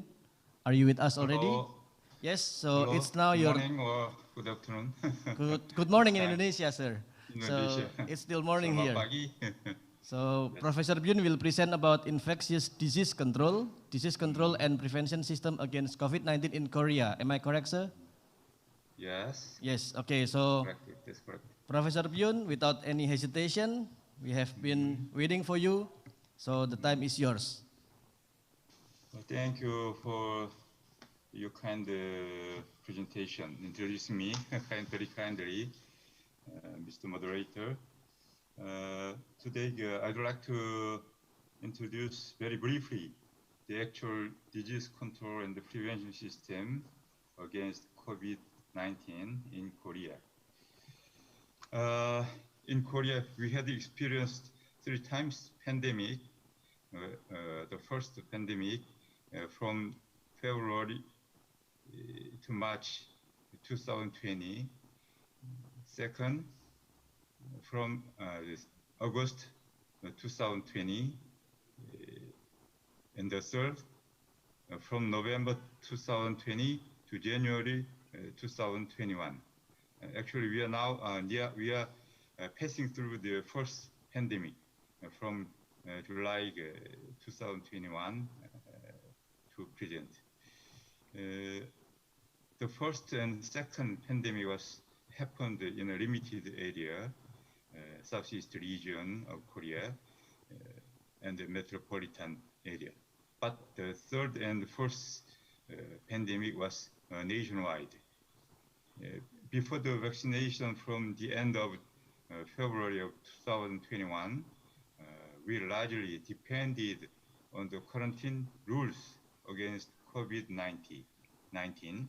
For example, wearing masks, maintaining social distance, restricting personal and social activities, etc. According to the Korean Ministry of Health and Welfare, the total number of infected persons are 265,423. Among them, 237,286 persons are released of quarantine. They are free, actually.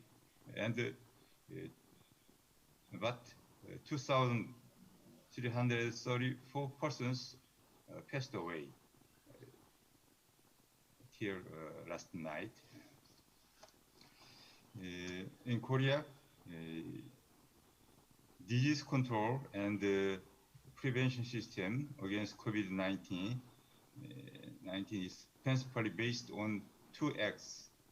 At first, framework on the management of disasters and the safety. This act is the basic law on overall disaster safety, including the infectious disease. It is for the purpose of establishing disaster and safety management systems of the state and local governments, and to prescribe methods necessary for the disaster prevention, preparedness, response, and recovery activities for safety culture and disaster and safety management. It's in order to preserve national land against various disasters and to protect citizens' lives, bodies, and property. Secondly, Infectious Disease Control and Prevention Act. This act is more specifically focused on the control and the prevention of infectious disease itself. It is for the purpose of contributing to improving and maintaining citizens' health by preventing the occurrence and epidemic of infectious diseases hazardous to citizens' health and prescribing necessary methods for the prevention and control thereof. For this, two ministries are charged of this matter. Central Disaster and Safety Countermeasure Headquarters under the jurisdiction of Ministry of the Interior and Safety. However, the head of this headquarters is normally Minister of the Interior and the Safety. However, the Prime Minister may exercise the authority of the Central Countermeasures Headquarters in any cases for the efficient management of disasters.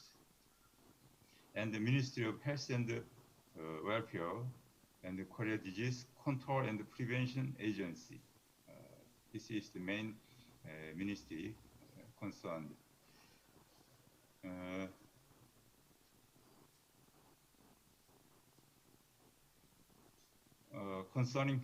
Regarding measures of maintaining a social distance,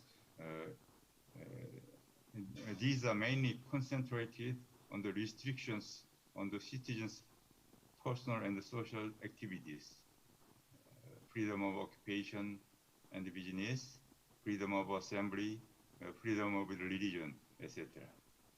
In brief, citizens' safety is assured in return of sacrifice of their freedoms. Actually, the metropolitan area is in the first level and others in third level. We can see the measures of maintaining a social distance is divided in 4 levels. The level of implementing the measures depend on the number of daily infected persons.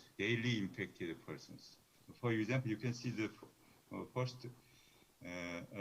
fourth level. Nationwide, more than 2,000 persons is daily infected, and only for the metropolitan area, more than 1,000 persons are infected. In this case, we can implement first level measures. In first measure case, as you can see, personal meeting, multi-user facilities, assembly, sports, even wedding, religion activities, office, they are very limited. For example, personal meeting before 6 p.m., only 4 persons are only allowed. And after 6 p.m., only 2 persons can be meeting. Yeah. And about the assembly, only 1 person could be demonstrating. Only 1 person. Yeah. Any assembly cannot be allowed there. Regarding sports, players can be playing without crowd, no crowd. No? Only players can play. Religious activities, only 10% of capacity and less than 100 persons can participate in the religion activities.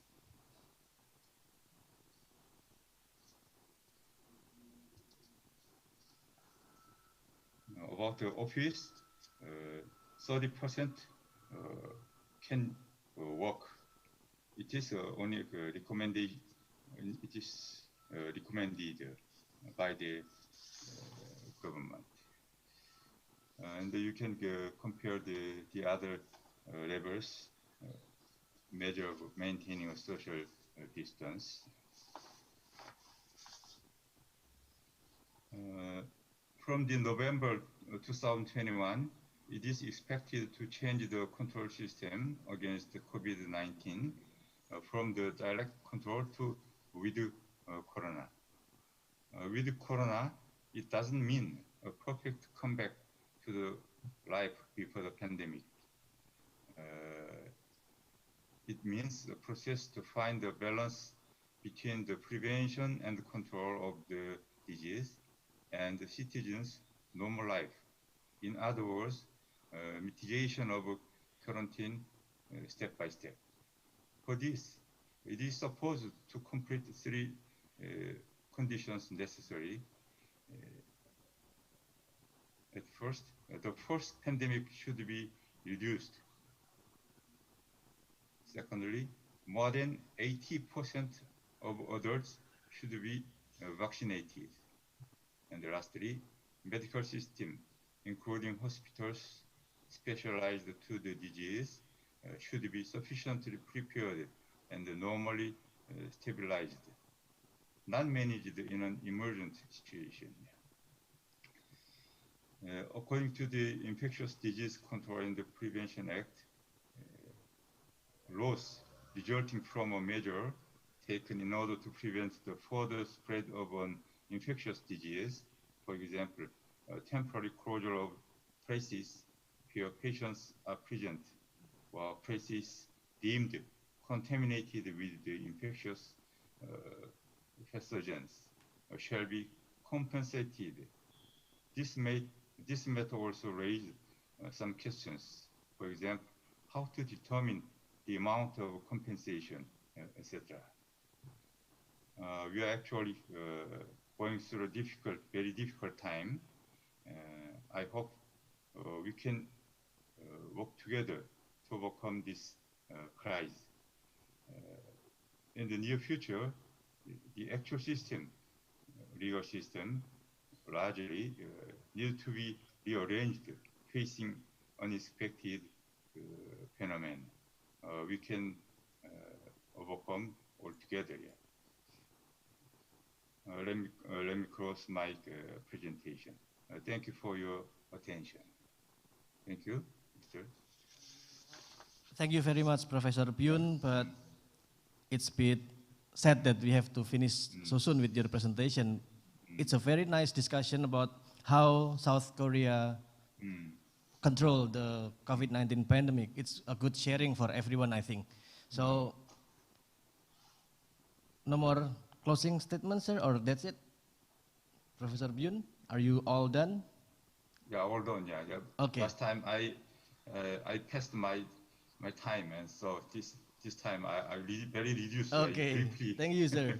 Yes. So we believe that we have learned a lot today. So once again, thank you, Professor Byun from Hankuk University, South Korea, and all the participants, more than 400 now. I would like to have a short recap that today we have a very nice discussion starting from maritime security partnership from our brother from Timor-Leste, and then about human rights and terrorism issues.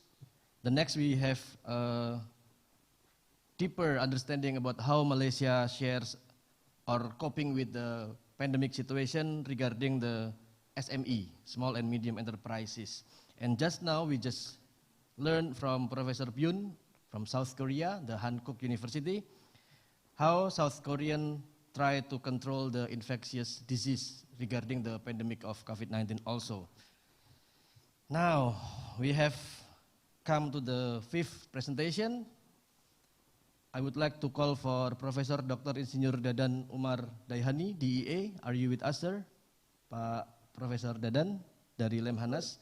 Beliau mewakili atau yang seharusnya adalah Bapak Letjen Agus Wijoyo tadi, karena ada tugas negara, maka kita sekarang bersama-sama dengan Profesor Dadan.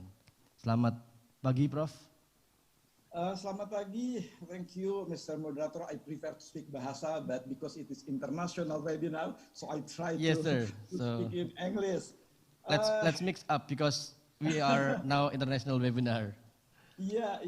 Thank you very much because So, international. Hopefully, Bahasa in the next future will be the international. Amin. Yes. So, So, Professor Dadan, I would like to inform you, but it's not really strict now because we still have plenty of time. Normally, it will be 20 minutes for the presentation, but seeing your material is long enough, I would like to just mention the title, Adjusting the Legal Order Towards a New Normal as the Impact of Technological Development and Pandemic of COVID-19, between brackets, the homeworks of mankind. This is a very deep discussion, I believe. So, please, Professor Dadan, time is yours. Thank you, Mr. Moderator. Hopefully, I can present in 25 minutes because if more than 25 minutes, it is very long and also. So first of all, I would like to thanks to the rector of UNTAG, Professor Suparno, the dean of law faculty, and also to the all honorable speakers. I am very appreciate Professor Gotan, for instance, from India, because you speak Bahasa very well. Prof. Mario from Timor Leste, Prof. Hanif from Malaysia, all of the best neighbors country. And last, Professor Byun from Korea. First moderator, can I share my presentation? Yes, sir. You can take it from your place. Okay, thank you very much.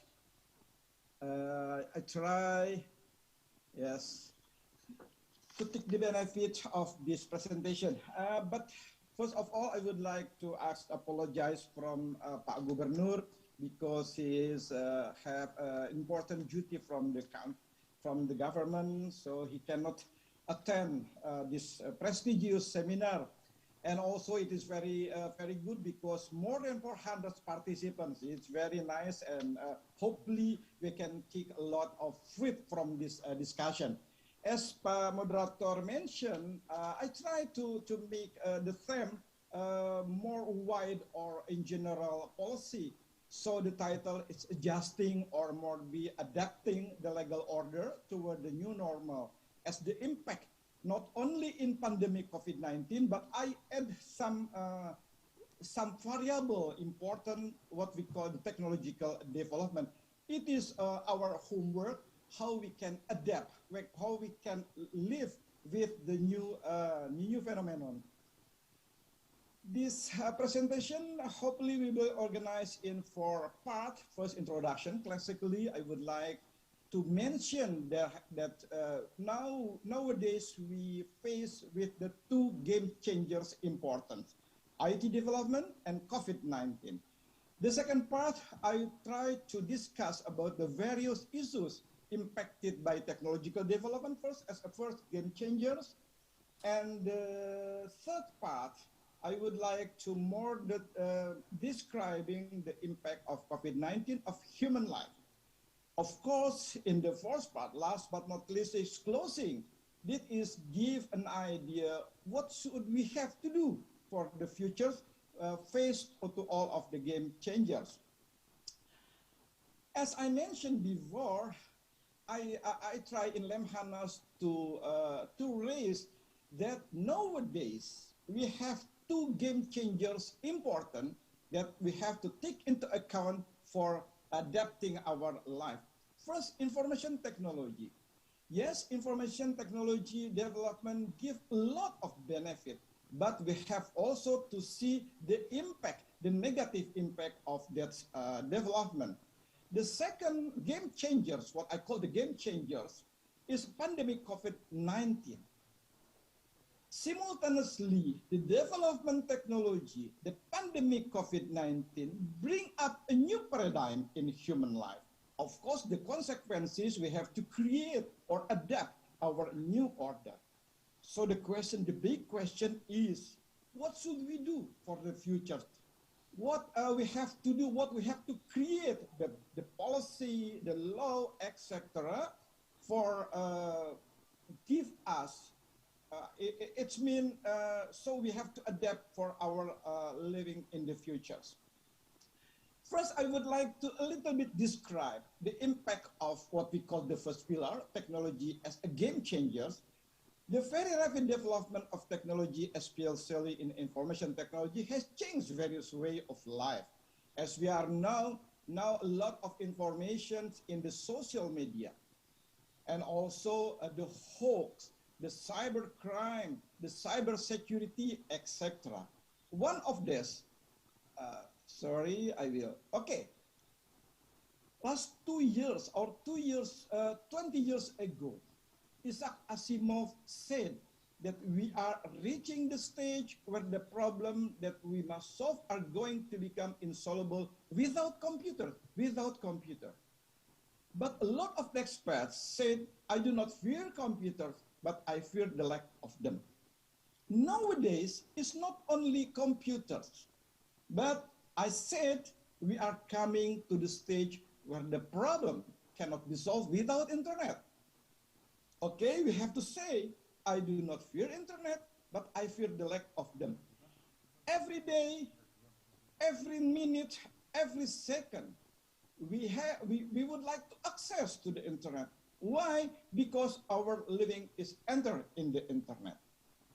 So the consequences is the development of this technology has not only changed the way of working, but also the way of thinking.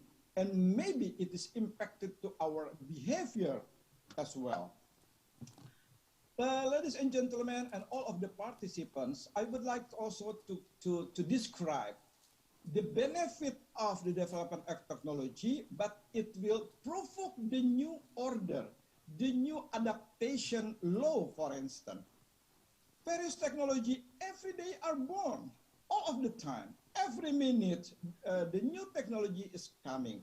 As we are now, that nowadays we enter to the Industrial Revolution 4.0. Also, we have seen the cyber attack, the cyber security, the social media. And nowadays also we enter to the era what we call the Society 5.0, robotic. We have working with robot. We have adapt our system, our work system with this robotic.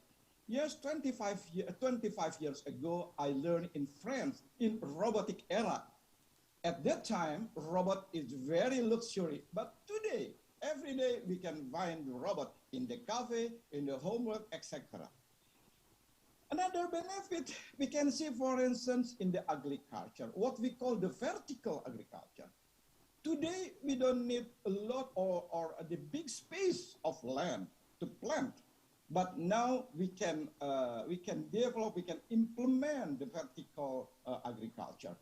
But all of this new technology, of course, need some rule, need some policy that we can implement all of this.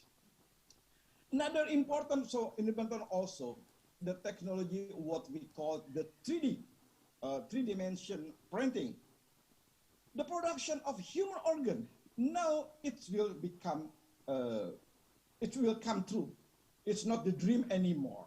Yes, we design, for instance, the human organ, and also we send that program, and we can print three-dimensional, and we can use it as implant for the human body.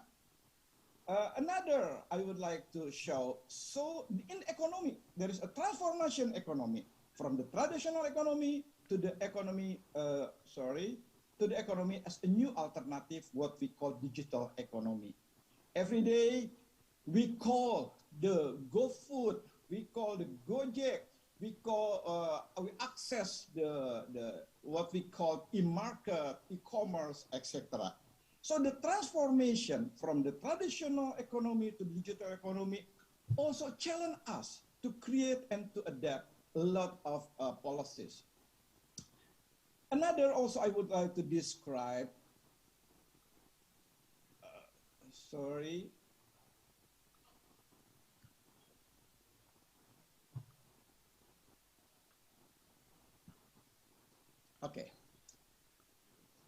Yes, what we call the knowledge-based economy. From the human gathers, the traditional agrarian industrial age, and now become the connection economy.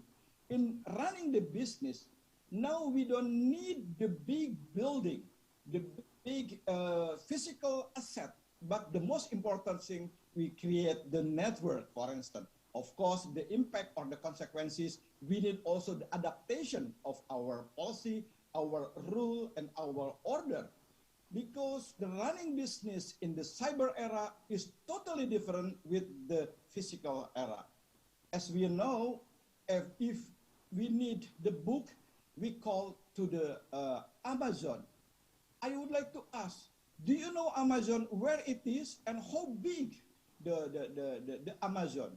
It is nobody now where is, but we know the address of the Amazon, www.amazon.com, for instance. So the impact of the technological development lead to many changes for the future, for nowadays and the future. The work system, the employment relationship, the economic system, political system. So this is, I think, our homework to create the new order. This is our homework.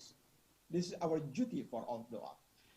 Now, the second game changers. I would like to speak about the COVID-19 as a second game changer and the impact of the COVID-19 to our daily life. As we know that this is first virus start from Wuhan, but in short time, they spreading to all of the country. Goes to Thailand, Indonesia, Australia, Middle East, Europe, USA, Brazil, all of them is infected by the corona. And we can see here the last data. I think I accessed this data in 3 September to 1 week ago when I developed this presentation. We can see that now is already 4 billion people infected. It is very, very vulnerable for us. And the corona, the case are still continuing to raise in America, Europe, etc., as we can see in this diagram. I would like also to show, for instance, it is the top 10, top 10 country infected with COVID-19. The United States, the first position, and then also the Colombia in the 10. And where Indonesia? Indonesia in the rank of number 13. We can see how many people, how many persons infected, and also the case and also the death. We can see all of this will change our daily life. So COVID-19 not only infected the people, the human well-being, but also infected the social cultural life, political situation, and also the economic condition. In Indonesia, you know, when we see this graphic, we are glad that it is flattening. But suddenly, because we are not strict to the what we call the protocol, the health protocol, etc., suddenly the case is raising. In 16 July 2021, the case, it is very, very surprising us because 54,000 cases in one day. And so we take the PPKM, etc. And now we are very glad because decreasing and flattening again. Now I would like to see the impact of this to all activities. For instance, the mobility profile of retail and leisure. Since the first day, we can see the decreasing, diminishing the activities. It is in negative point of view, that decreasing. Hopefully, we can raise again, so the economic activities will give a benefit to us. Another impact we can see the profile, the mobility profile of food. It is we are glad to see this this graphic. Sorry, this graph. Sorry.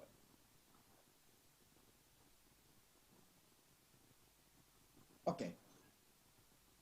Because a lot of food shop transform from physical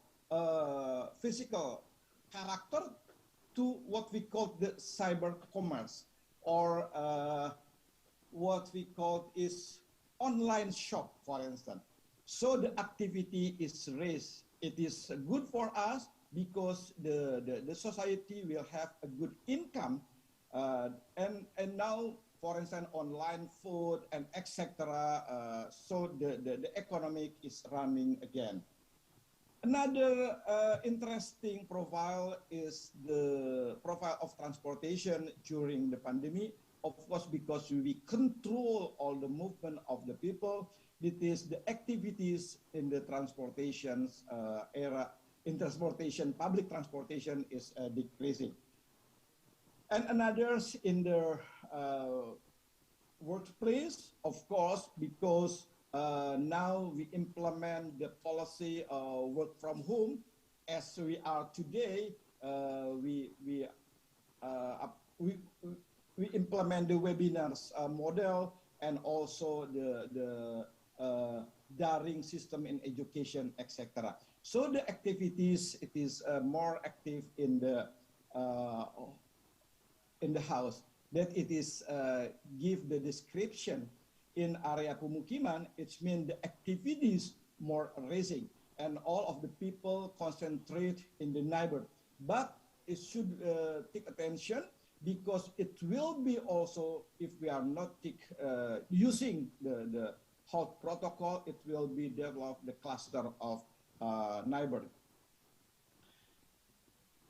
In Lemhanas, we have a laboratory to measure the index, what we call National Resilience Index.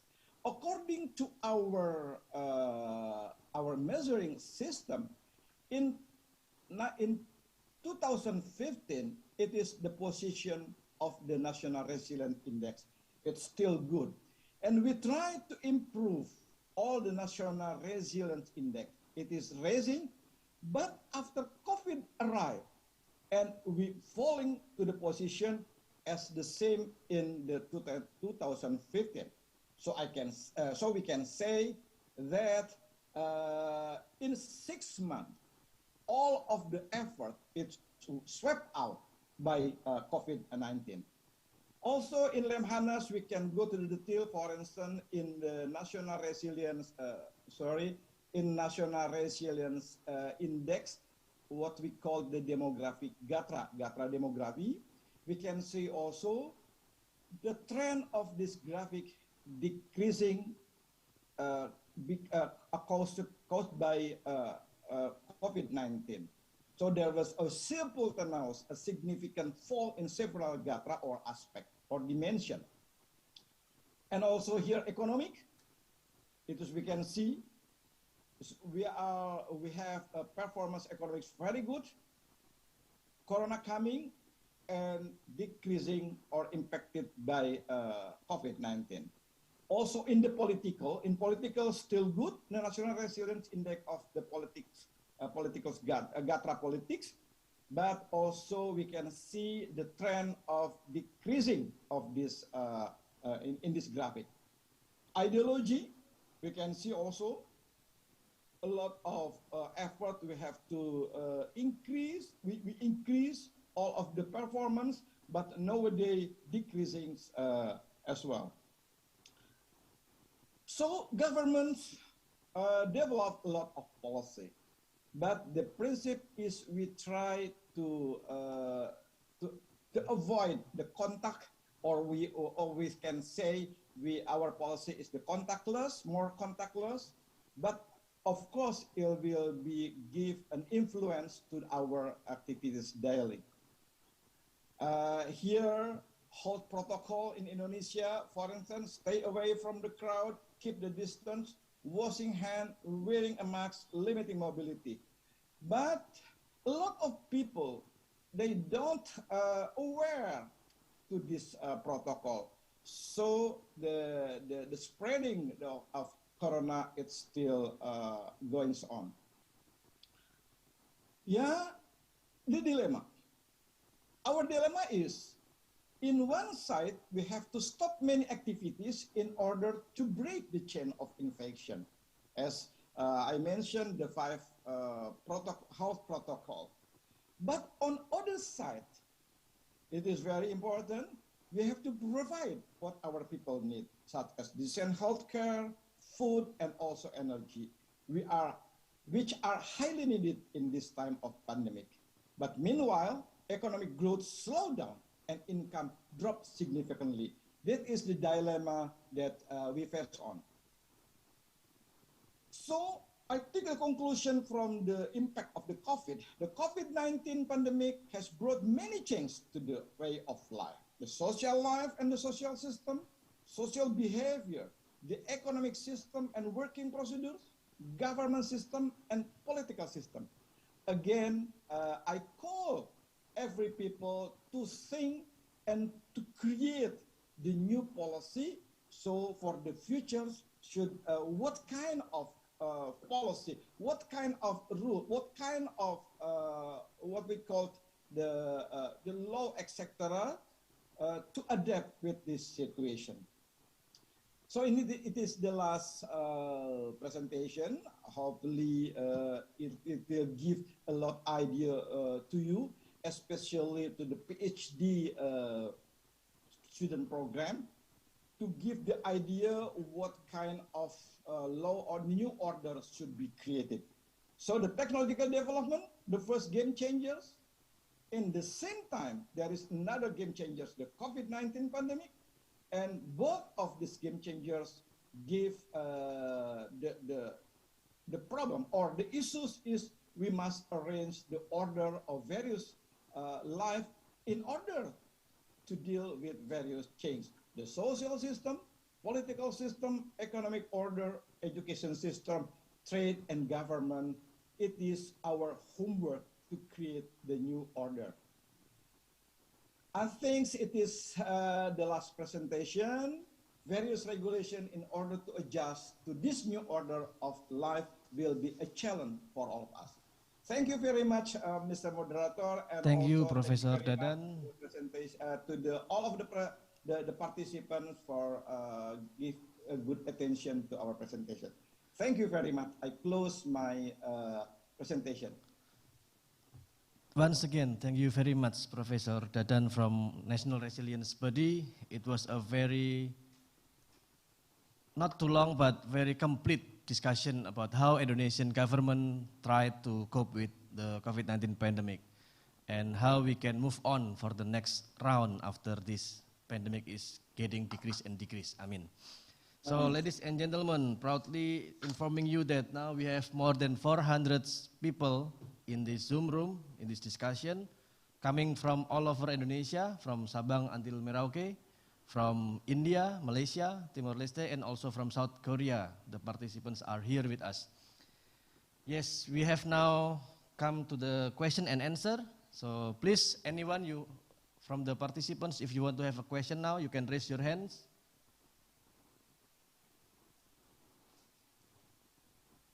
It's time for you to ask any questions about maritime security partnerships or blue economic development. Also question about how Malaysian government dealing with COVID-19 pandemic by providing help to small and medium enterprises. In Bahasa, we call it UMKM. And then also the issues about human rights violations and terrorism. Feel free to ask any question. And regarding the presentation from Professor Byun, you can also ask about the infectious disease control. May I ask one question to? Yes, please, Professor Gautam. Yeah, thank you, Professor Dadan, for a very lucid and very clear presentation. It was about, about about information technology and latest steps by the government of Indonesia on COVID-19, how COVID, started. So it was very comprehensive presentation, and I am really charmed by the IT development in Indonesia. I think Professor Gadan must be aware about the information technology division of India, how India has also, gone further in the technological field. So I just wanted to know if Professor Gadan has any idea about that, how we can, in fact, your university and our university can also collaborate in that field of technology, but how we can go ahead with from between government to government in this field. I think it is really great to know, because I didn't know much about the information technology development in Indonesia. Thank you, sir. Thank you, Professor Gautam. Now, please, Professor Dadan, we have a question from Professor Gautam about information technology development in Indonesia. Professor Dadan, are you still there? Yeah. Yes, Okay. yes, please, sir. Yes, Prof. Gautam, thank you for your, the simple question, but it is very difficult to answer.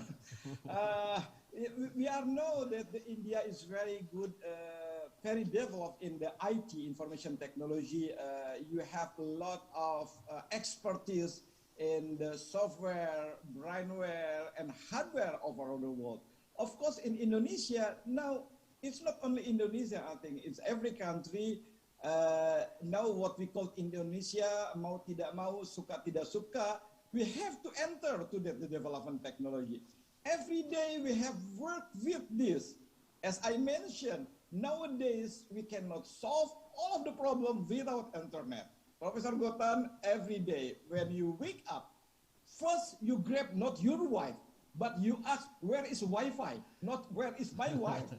It is no doubt that information technology. So in Indonesia, we now in education, in industry, push also to increase the development of technology. I think a lot of society, education, industry, collaborate with your country. Because, as I mentioned before, India has a lot of good intellectual in IT, so we have to learn from India also when we have to collaborate. For instance, it's not, in terms of the software. And nowadays, in the software era, we raise more in the artificial intelligence. So everything what we call IoT, AI, etc. Of course, all of the countries should hand in hand to collaborate, and I mentioned before, now we enter also to the society robotic, for instance. But it is very good, it is very productive for the business, but we have to think the impact of the robotical issues to the employment rule in our world. That's, I think, maybe answer a little bit question from Gautam, and we would like also to collaborate in the future with your university. Thank you very much. Professor Gautam, is it answering to your question, sir? Yes. Thank you so much. Thank you for both of you, professors. Now, anyone from the participant side, if you want to raise a question, please do. We still have time. Actually, we will open for 2 terms of question and answer sessions.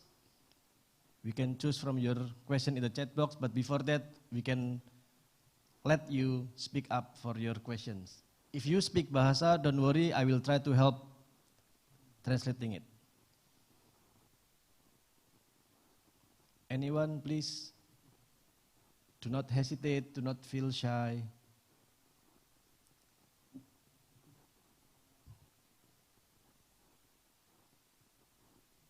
No more question with using your microphone.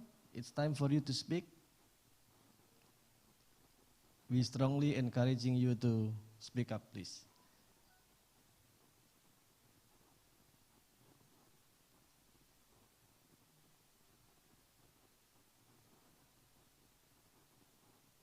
Come on, it's the best chance for you.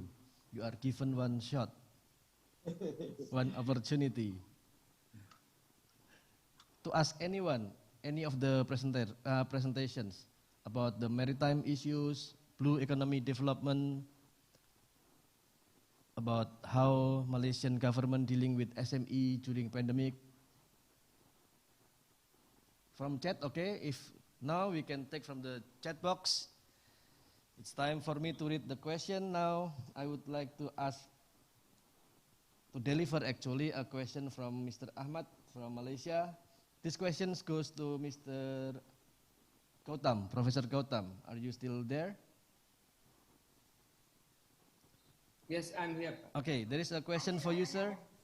This is in Bahasa. I will just read first and then I will try to translate into English, okay? Bagaimana penanganan terorisme terhadap ex-napi teroris, terutama yang masih berusia muda atau masih usia produktif tapi sudah mendapatkan label ex-teroris. So this question is about how we should cope with the situation when there is an ex-prisoner, an ex-terrorist prisoner, but still at young age. Please, Professor Gautam. If I understand your question, it means, sorry, I'm not able to understand completely the question. Ex-prisoners means what? It's someone who was in jail for several years or several time because of punishment due to terrorism act. Yes, and now he has come back. How to rehabilitate with the society? Yes, and then how to deal with that kind of situation from the society side and from the government side also. See, one thing is very important. The terrorism, the majority of the terrorism is resulting after the very deep indoctrination of certain ideology. So that to remove that indoctrination, it is very important to further, give first one vaccine, and then give another anti-vaccine, anti-indoctrination vaccine. So the first thing is that, and second thing is that we have to make society aware.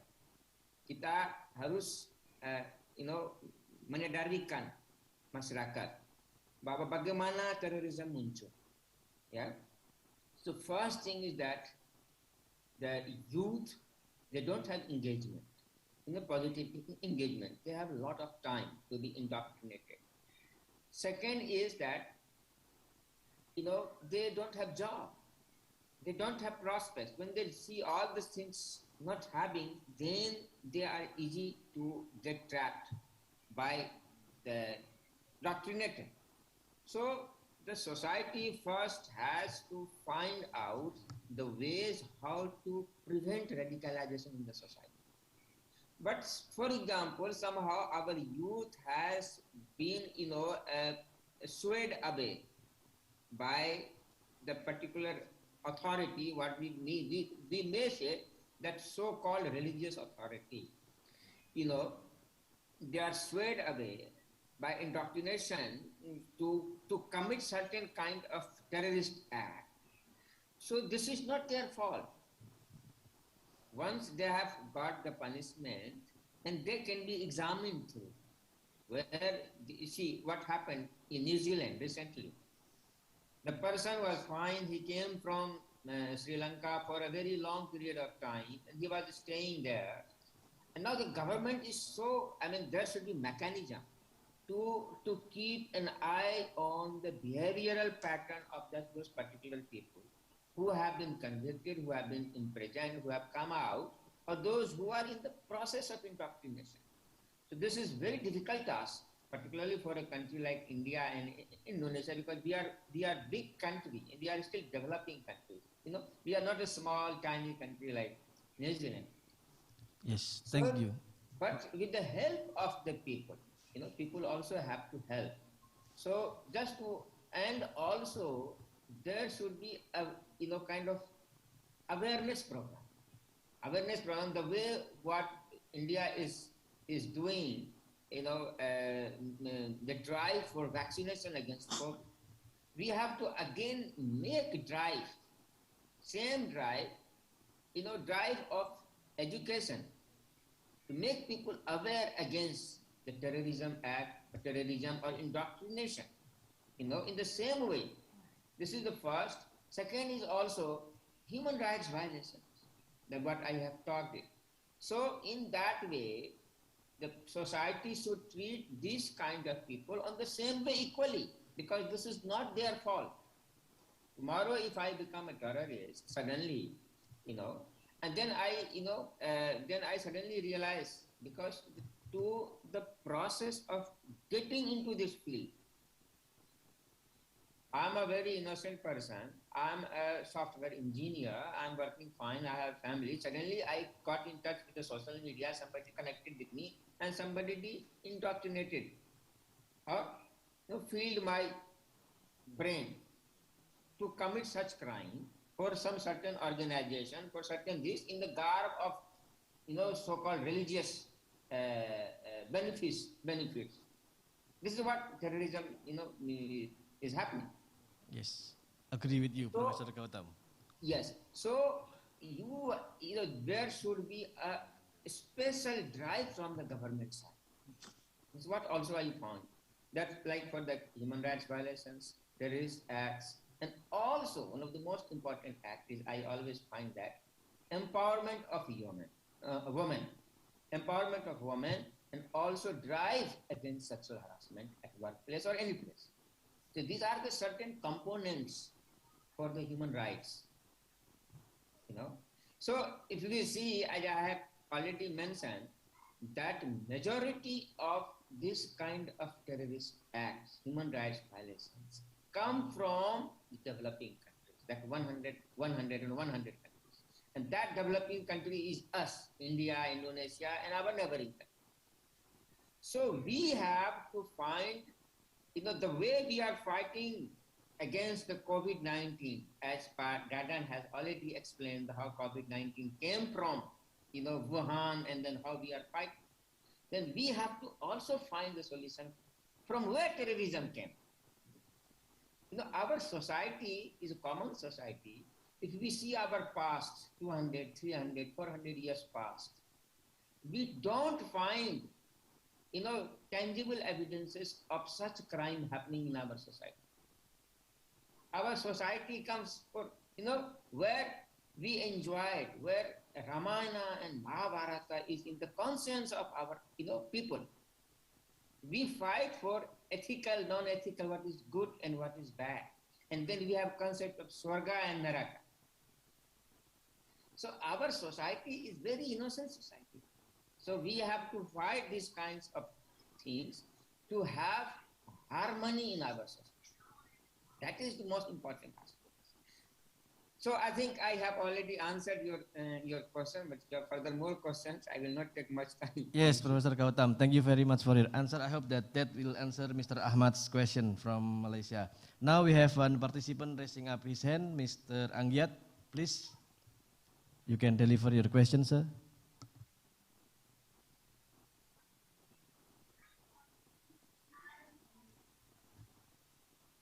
Can you hear me, sir?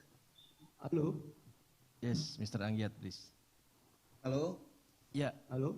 Jelas, Bapak. Can you hear me, sir? Sampai Fauzi. Can you hear me? Yes, we can hear you, Mr. Angyat. Okay. First of all, I'd like to congratulate UNTA for the international conference. I think we need such a conference. My question goes to international speaker from Malaysia and India and South Korea, if I'm not mistaken. My question is as we know that no country is good enough in handling this pandemic. So that's why we all have to keep learning from time to time and from all sources we have. No country is good enough to handle this. My question is, how each country, how your government balance, my question goes also to Mr. Dadan from Indonesia. My question is, how should the government balance between protecting life, economic, and human right. Because the three things cannot be separated. Saving life means saving economic. Saving economic means saving life. On the other hand, if we don't care about the human right, we also can violate our constitution. But if we go to the law theory according to Rudolf von Zering, he said that law is struggle. We cannot liken, I mean, we have to have scale priority in saving something. Maybe we cannot go with the same standard for all. So my question is, how should the government balance in protecting human life, economic, and human right? Thank you very much. I'm Anggiat from Medan. Thank you. Thank you very much, Mr. Anggiat Simamora from Medan. A very good question for every one of the presenters, for the Malaysian, Indian, South Korean, and also from our country, Indonesian. So now I would like to please, one by one, I will let who will answer first. Professor Dadan from Indonesia, would you like to try to answer how should Indonesian government balance protecting life, economy, and human rights regarding the COVID-19 pandemic? Yes, thank you very much. I think as I present in my presentation, it is our not only the duty of the governments, but I think it is the duty of all of the peoples, you know, because as I mentioned in the dilemma, it means to avoid the spreading of the virus, it is very simple. The most important thing is we have to not give the possibility for virus from people to people. So we have to control the movement. But if we control very tight, and the economic will also stop. So that dilemma, I think Indonesia has a good policy, not implementing the strictly what we call the lockdown, but we use the PPKM, for instance, controlling the movement, but also give what we call the encouraging the economic activities. So I think the government has a lot of effort to give the balancing between health security, health control, and also the economic control. But the most important thing is the participants of all of the people. That is the first thing. The second, I think, as I mentioned before, if the pandemic still going on, so we have to create the new order to adapt this situation. For instance, if we try to stop the people or to give a punishment to the people not wearing the mask, it is allowed or not by our law. If the pandemic goes long, not only stop in this year. That I think for me is the governments have create a policy good enough, but the most important thing now is the participants of everybody to respect. For instance, it is very simple, just only using five protocol, as I mentioned. For instance, avoid the crowded. The question is, if the government say, hey, don't crowd it, it is violation of the human right or no? I think no. So for instance, also wearing the mask. Yes, it is a habit. We know, for instance, to protect our life when we drive that using the motor vehicle, we have to use the helmet. Last 30 or 40 years ago, the people do not want to use the helmet, but now it is become a habit, daily habit, etc. So the most important thing is we have to live with this condition. Governments create a policy to control or to protect the people, but also to develop to creating the economic activities. And I think the expert from law school should try to adapt or try to give the room to create all of the new order. I think that's all, Pak Andiat. Thank you, Professor Dadan, for the answer. Now I would like to invite Professor Pyun from South Korea. Are you still with us, sir? The same question goes to you. How should the government keep balance or making it balanced between protecting life, economy, and human rights issues? Professor Pyun? Yes, I'm here. Okay, so Yeah. same question, sir. Same questions, yeah. Thank you. Yes. Thank you for your good questions. It's very difficult to answer about your questions. In Korea, we have passed very difficult times for over 1.5 years. Yeah, because our measures against COVID-19 was mainly focused on the restrictions of people's fundamental rights, freedom of religion, assembly, occupation, etc. And so maybe it is time to rearrange our control system. We Korean people, these restrictions,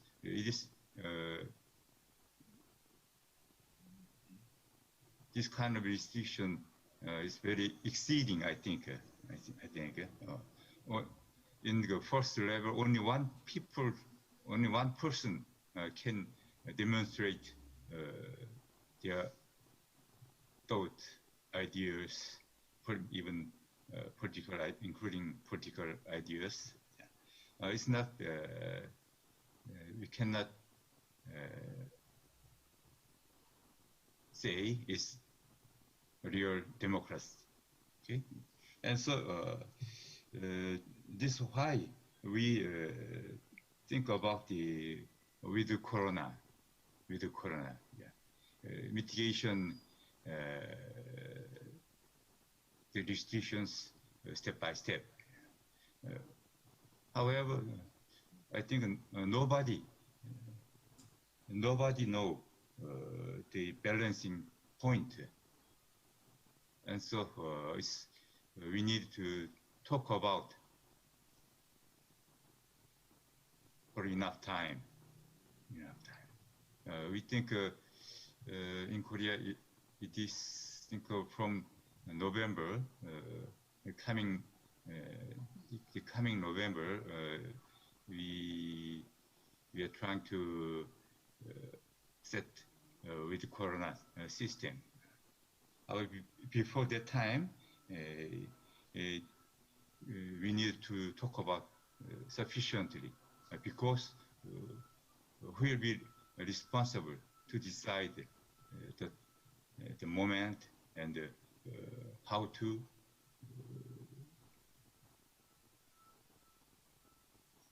control.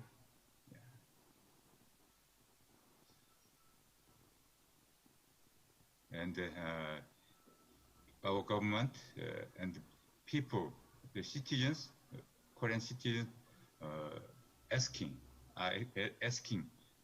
deeply to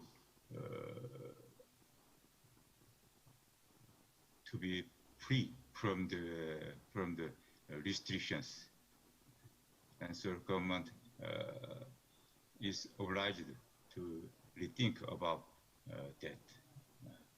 Even me, I don't know how make the balance between two interests. Yeah. Okay, you understand me? Thank you. Thank you, Professor Pyun, for the answer. Now, we hope that 2 answers are enough for Mr. Anggiat Simamora because we also have limited time for the discussion session. Mr. Anggiat, now we will try to see the chat room again. We have Mr. Saifik Fauzi. You raise your hand, sir. Mr. Saifik Fauzi from Unisbank. Okay, thank you. Yes, it's your time. Thank you. For Professor Dadan, what is your opinion that the COVID pandemic is globalist social construction? How does Lemhanas institution respond to this condition? Thank you. Thank you, Mr. Fauzi, for the question. Professor Dadan, time is yours for answering. Okay, can you emphasizing against what is the focus on? Yeah. Mr. Saifik, yes, the focus of your question, okay. Sir. This COVID pandemic is globalist social construction. Okay. What atau how does Lemhanas institution respond to this condition? Okay. Yeah. Yes. Thank you very much, Pak Fauzi. Yes. As I mentioned, Lemhanas normally it is such as the education institution as university, but we prepare the national leader. Of course, we do. As I mentioned, that the Lemhanas we measure the national resilience index. And every variable in that index give the information what we have to do, what work we have to create a suggestion, because the Lemhanas is not an operational institution. Response of the Lemhanas in the COVID-19, for instance, we try to mention some concept how we can control this disease. But of course, Lemhanas cannot control this disease, but just only they give the idea. For instance, when we discuss about with all of the experts from the health expert, etc., sometimes, for instance, that we have now to adapt the living peacefully with the corona. It's been because until now, every country globally, as Prof. Bion mentioned, they don't know what we have to stop exactly, for instance, the medicine, etc. So the most important is we can control the spreading of this virus. So our response to this pandemic, we give a certain recommendation based on our indicators in the national resilience. Of course, we discuss with all of the organization, and then we also try to socialize to the people. Please implement the health protocol sufficiently, because with that protocol, I think we can avoid the spreading more. It's been more vulnerable for us. Mungkin begitu ya Pak Fauzi, karena Lemhanas itu bukan lembaga operasi begitu, tetapi kita punya beberapa kebijakan yang disampaikan kepada pemerintah berdasarkan pengamatan kita. Itu Pak Fauzi ya? Ya, maksud saya gini Prof. Ya, kita tahu bahwa Lemhanas itu merupakan lembaga yang mempersiapkan para pemimpin bangsa dengan melakukan kajian-kajian itu. Tetapi ini ada kajian yang menarik, Prof. Dari mantan orang pertahanan juga yang mengatakan bahwa COVID ini merupakan pertarungan para globalis untuk mendikte sebuah kebijakan ekonomi satu tatanan dunia. Maksud saya, apakah Lemhanas itu melakukan kajian-kajian seperti itu, Prof? Yeah. Okay, so it is very easy to me to speak in bahasa. Pak Fauzi, kita mengadakan itu adalah sah-sah saja sebuah kajian mengenai bahwa ini adalah sebuah konspirasi dan sebagainya. Tapi kalau kita lihat dari data yang tadi saya coba kemukakan, ini sebenarnya kalau teori konspirasi kita harus cari siapa yang diuntungkan. Ternyata hampir semua dunia dirugikan. Gitu. Ini yang sebenarnya memperlihatkan pada kita bahwa pernah terjadi hal seperti ini adalah 100 tahun yang lalu. Jadi pandemi ini walaupun sekarang masih tetap menjadi sebuah diskusi apakah ini by engineering atau by design atau ini memang bencana alam gitu. Awal-awal banyak yang mengatakan seperti itu karena ini akan berkaitan dengan masalah dominasi industri obat, dominasi vaksin. Tapi sekarang kalau kita lihat Amerika pun kemarin yang sudah bagus sekarang hancur kembali gitu. Kenapa? Karena tidak strict lagi pada kontrol. Yang bisa menangani seperti adalah Cina, walaupun kemudian itu ada berandai kembali. Eropa juga sama. Jadi kalau saya di dalam di Lemhanas ada kajian, nampaknya kita tidak mencoba masuk ke dalam apakah ini konspirasi atau tidak, tapi bagaimana justru sekarang ini adalah berkolaborasi secara global. Itulah yang kemudian ada program, ada proyek yang namanya diplomasi vaksin misalnya, kerjasama. Kenapa demikian? Karena kalau Indonesia tidak mampu menangani, maka akan berimbas kepada negara lain. Jika negara lain tidak bisa menangani, maka akan berimbas juga pada negara lain. Jadi network internasional sekarang menjadi bagian yang penting. Itu barangkali Pak Fauzi ya. Oke, terima kasih Prof. Oke. Ya. Terima kasih dan thank you Prof. Dadan for the answer. Now there is a question from Mr. Jaimito Gonçalves, Universitas Nasional Timor-Leste. My question goes to Professor Hanif Pshd from Malaysia, Universitas Kebangsaan Malaysia. I'm very interested in your topic about some economic system in Malaysia. How is the strategic law related before the pandemic and after the pandemic in Malaysia? Thank you, Professor Hanif. Okay, thank you, Mr. Chairperson. Thank you also the person who asked me the question. Mr. Jaimito Gonçalves. Okay, yeah. Mr. Gonçalves. The answer is very simple. There is no change. The law doesn't change. We want the politician to change. Actually, I want to add on a little bit because Malaysia, I think, is the worst country now because we still do not have a stable government. When it comes to democracy, the people don't want the pilihan raya. The people do not want the general election because they know if they conduct the general election, if you all still remember, last year, Malaysia successfully handled the COVID-19 until the politicians did this, I would say they used a stupid thing. They dissolved the state legislative assembly of Sabah. Then they had to we had an election, and then boom, everything now becomes so uncontrollable. So to me, the law is not a problem. For Malaysia, the compliance of the people with the SOP also is not a problem. The level of compliance is high. People wear their mask even though now the government did not enforce. You don't see the police or the military, going around, catching people. People wear masks voluntarily. Okay, when they go out, they know how, because this is to protect themselves. And I think it has something to do with the Delta variant that we got from India. And then for Malaysia, we are a small country. The way Malaysia deals with COVID-19 is different, must be different from the way India deals with it and also Indonesia deals with it. We cannot close our border because Malaysia depends a lot on international trade.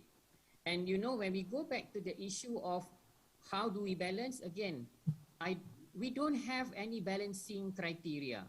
The government now, what the government does is, the government,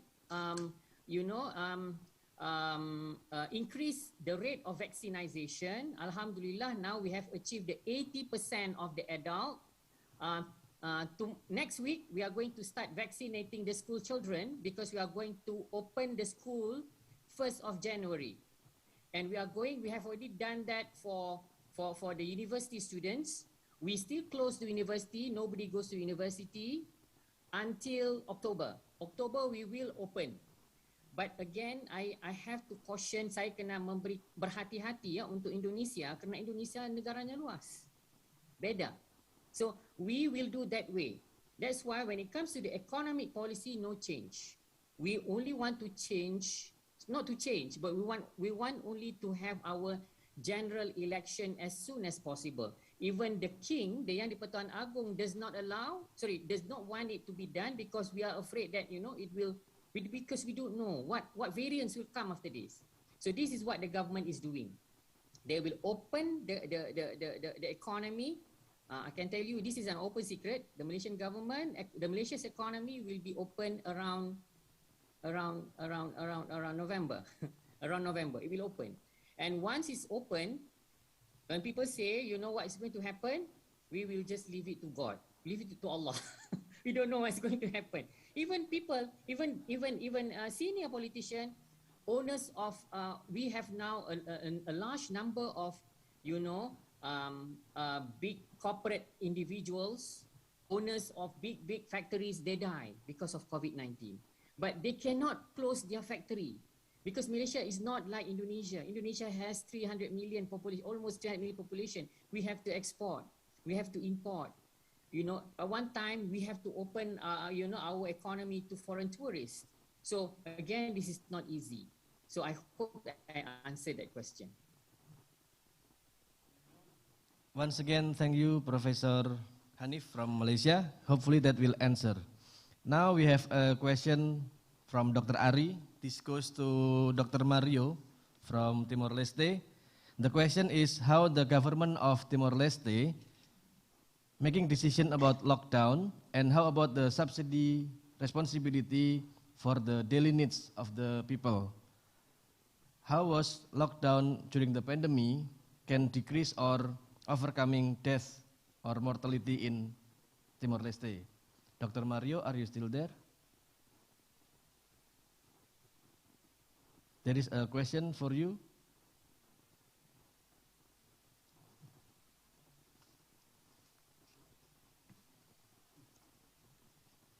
Okay.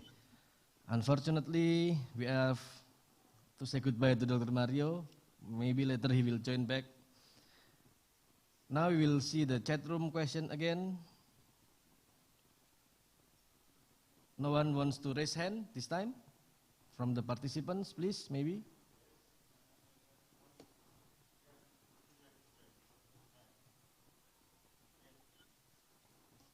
We are still trying to get reconnected with Dr. Mario from Timor-Leste. Hopefully he will come back with us. This is a good question, Dr. Mario.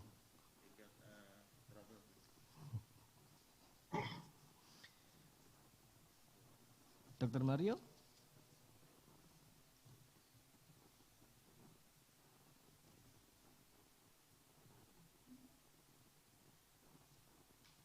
Okay, from the chat room now we have Mr. Sukirno from Untak who wants to ask question. The question is addressed to Lemhanas. What about government policies related to social assistance that did not reach the right target? Same question again, Professor Dadan, about the social aid fund, social help. Please, Professor Dadan. Yeah, thank you very much. The question to me is very difficult, but I try to answer. Yes, it is a big problem, as Professor Hanif from Malaysia mentioned, that our country is very vast, very big. We have a lot of the population, and also we still have, maybe I will say, that's not good enough. For instance, the policy how to protect the social, etc. But if we see, for instance, the problem what we call the PEN, penyelamatan ekonomi nasional, etc.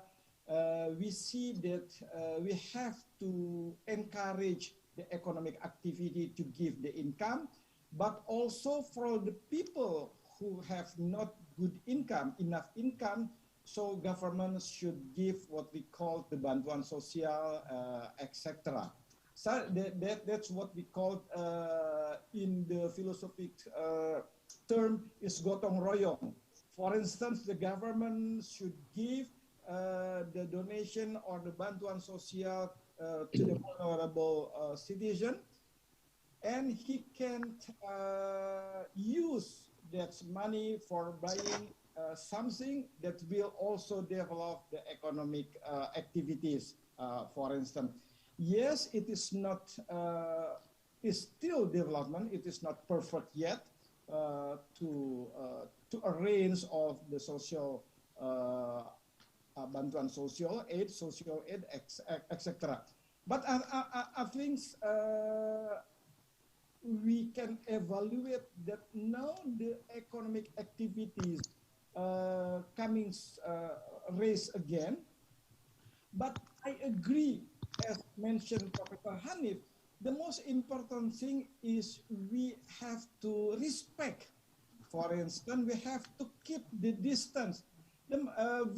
If we implement the 5 prokes protokol kesehatan, hopefully also with the vaccination, we hope that the herd immunity it will become soon. If the herd immunity is already defined in the country, I think all of the people can, it means in bahasa, bisa aktif kembali, bisa hidup kembali, tetapi the most important thing is we have to keep our health protocol. It is very simple, just only 5 steps. Avoid the crowd. Yes, now we open also the masjid, gereja, etc. But we have to respect, for instance, protecting ourselves is also protecting of our family, our brotherhood, etc. Jadi menurut saya memang betul aturan-aturan yang ada itu belum komplit, tetapi effort dan arah ke sana yang sebetulnya sudah dilakukan. Oleh karena itu sebetulnya diskusi, I would like to speak in bahasa, diskusi seperti ini menjadi penting. Bagaimana kita menyusun berbagai aturan untuk beradaptasi dengan kondisi yang ada. Karena mau tidak mau kita akan merubah kebiasaan, akan bergeser. Ini yang barangkali perlu disosialisasikan. Saya diskusi dengan ahli virus, sebetulnya virus itu akan mati kalau inangnya tidak ada. Nah, inang itulah sebetulnya orang ke orang. Jadi kalau orang itu sendiri tidak menularkan, maka virusnya akan mati bersama orang tersebut, atau kemudian virus itu mati dan orangnya kuat, maka terjadi herd immunity. Jadi sebenarnya agak sederhana kalau kita mau melihat seperti itu. Tapi juga agak rumit kalau kemudian kita mengatakan bahwa kita tidak bisa apa-apa, kita tidak bisa bergerak apa-apa, kita tidak bisa bernapas karena pakai masker dan segala macam. Maaf kalau saya mengatakan, kemarin diskusi di Lemhanas ada seorang dokter yang mengatakan, coba biasakan kalau kita keluar dan ikut upacara, pasti kita pakai jas dan pakai dasi. Sama saja, sekarang asal setiap keluar jangan lupa pakai masker.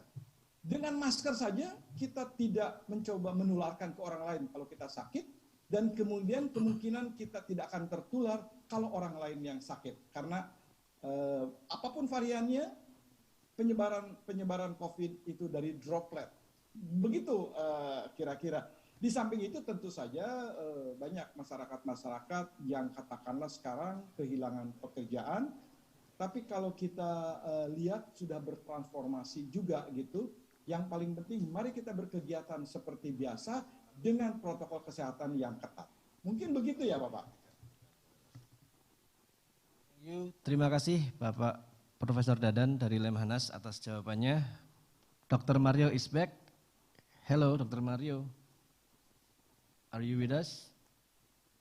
Yes, I am here. Okay, and I am ready. There was a question for you, sir. I will restate it again. Don't worry. How is the government of Timor-Leste making decision about lockdown? And how about the responsibility about subsidizing or providing aids for the people's daily needs? And the same question is like, how was lockdown during the pandemic could reduce the death or the mortality rate due to COVID-19 in Timor-Leste? So please, sir, share your experience. Okay, thank you. It's really good questions, but unfortunately, it's beyond my competence to answer. But based on my own experience, let me share with you all here. So when talking about the pandemic, in line with, I'm sure here, all of us have been familiar about COVID-19. So when it has occurred in Timor-Leste, our country, our government has applied three kind of measures to avoid, to protect our people. Some of them, as you mentioned, it's about lockdown. So in Dili, it's just over. So no longer just happened this day. It means that our government has tried many efforts. Has been occurred also happened with other countries. That's why. So unfortunately, also we have limited human resources, equipments, but the spirit behind this. So the affected people, kind of victims like that, in line with the anticipations of the government how to deal with this pandemic. Also, we have created another opportunity of incentives to other people. They have limited the continuous of this disease, and also since the beginnings 1 year ago, it's happened around March.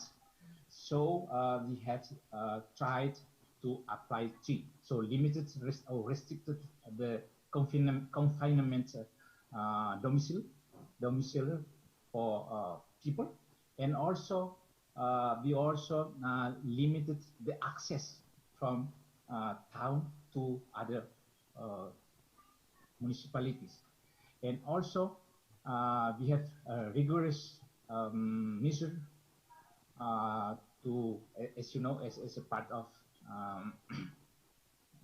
COVID-19 protocols under our Minister of Health, in cooperation with the World Health Organizations. So as a lesson learned from other countries, especially with our neighbor province, Nusa Tenggara, Belu municipalities, how can we control in our border, especially interterrestrial border? So we have a resolute step to do that, and that's good. So the increasing of the deaths, it has been controlled, and for the government's efforts to deal with the economy, because this is also losing some activities and that's as an effect. That's why we have also overall our governments have having more seriously to cope with this. I think this is the overall, but not specific, because this is excuse me, beyond my competence on this. But thank you for the raising this question for me. Okay. Thank you very much, Dr. Mario, for the good answer, because we learned from Timor-Leste from you. Now the last question, it's from Professor Rini of Untak Semarang. It goes to Professor Byun, South Korea. Professor Byun, are you with us?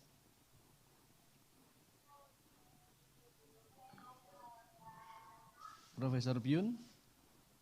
The question is, did the South Korean government set any lockdown during the pandemic? And if yes, how was the responsibility to provide the basic needs for the society, for the people? And how is the responsibility towards the death of the workforce that occurs in, especially those professor and some internists? In your experience, Professor Byun, is there any response from the government's side when there is mortality happening to the experts or healthcare specialists? Thank you.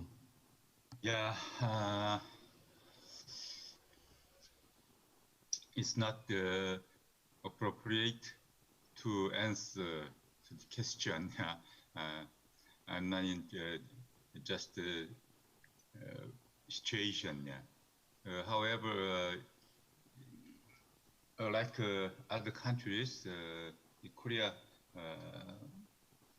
has to be obliged to block all our doors. I think in the beginning of pandemic last year, it's, in my opinion, it's a kind of failure. Our policies is in the beginning we still opened the border to the travelers from every countries, and this suddenly spread. It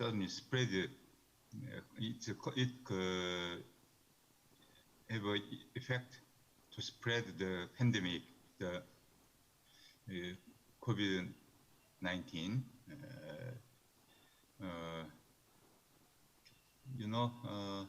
Last year I participated in the international conference organized by UNTAC. It was in last January. After that,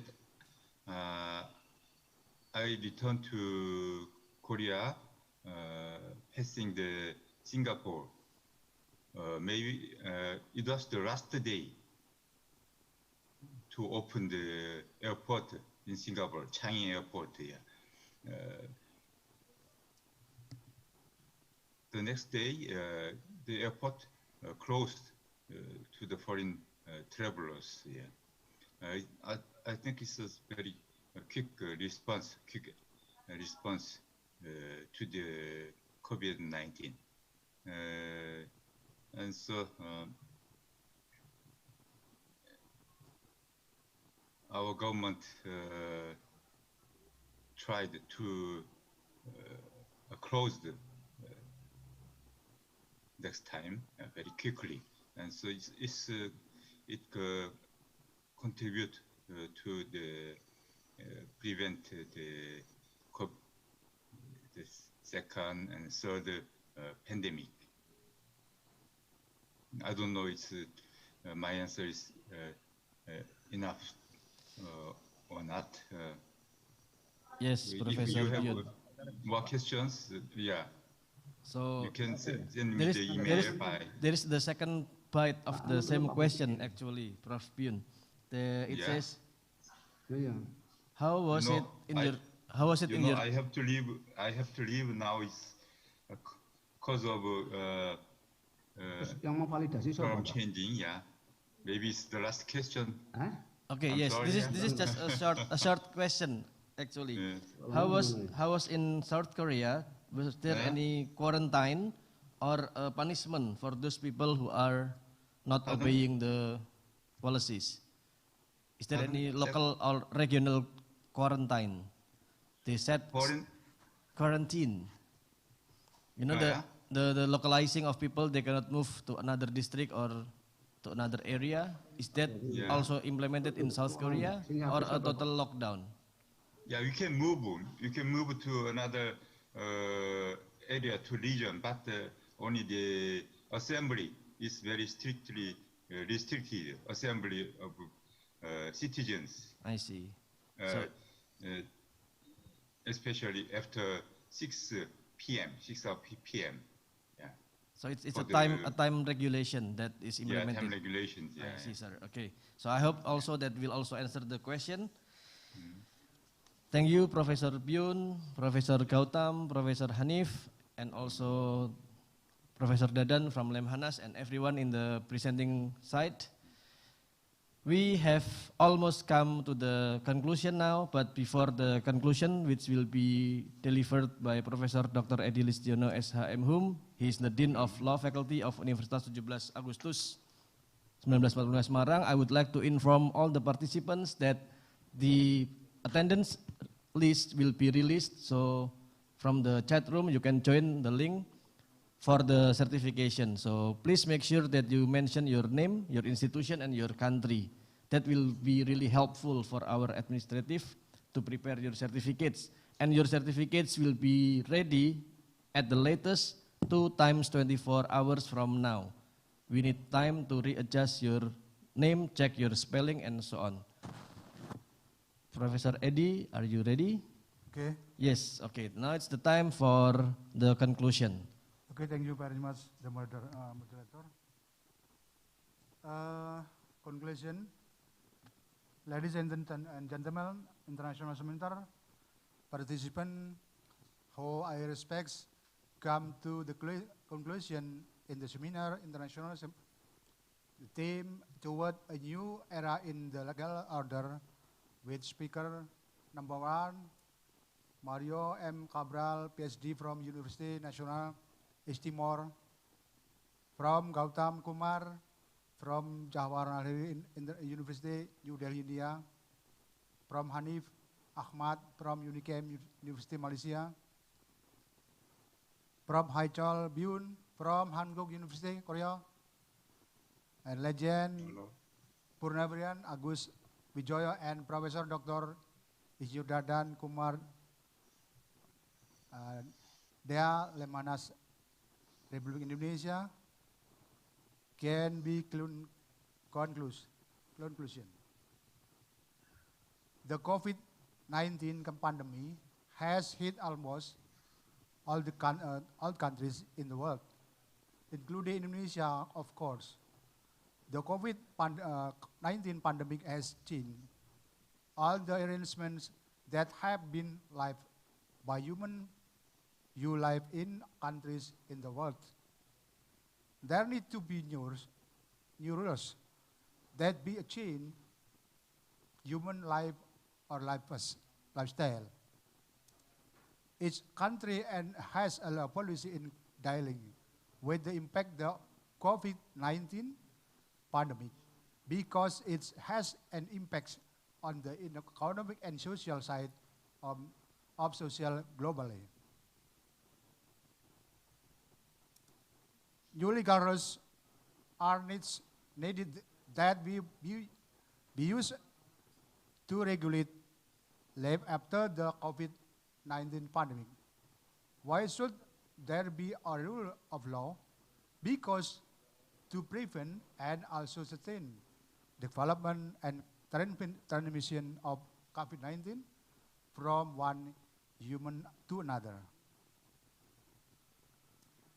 The state or government as the party responsible for managing the countries has obligation to make to the rules of law so that these people can live well and healthy in the midst of the COVID-19 pandemic.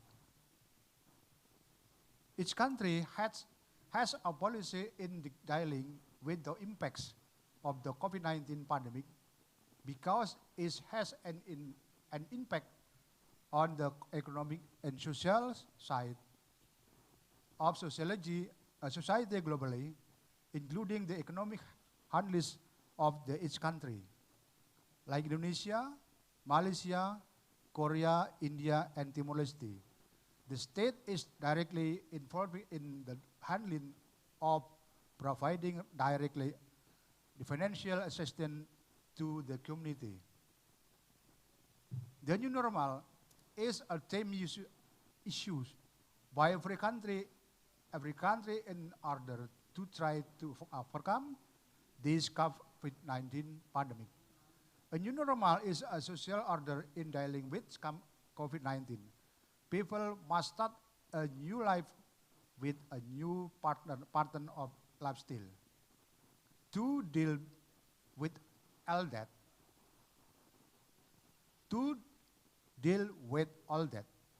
there needs to be legal rules that we use to regulate society so that people can live their new lives.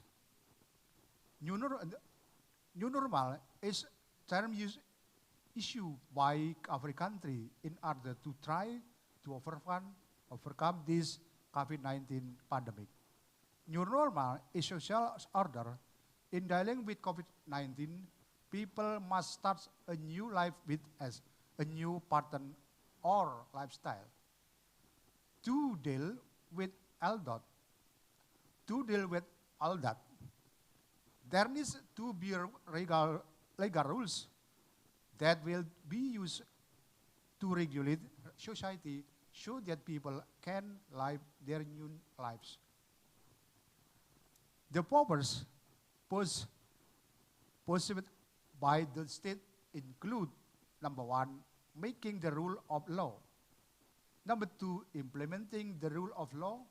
Number three, enforcing people to abide to rule of law.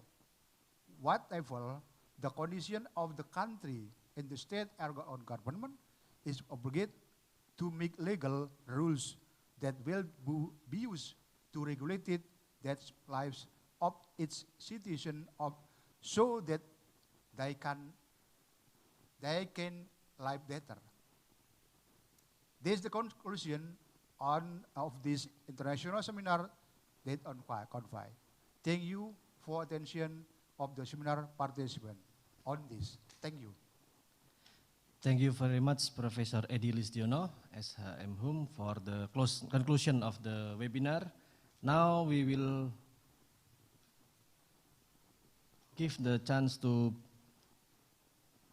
Professor Dr. Sarsnorini Putra SHMH for her closing speech. She is the head of Doctoral Program in Law Study, Universitas 17 Agustus 1945, Semarang.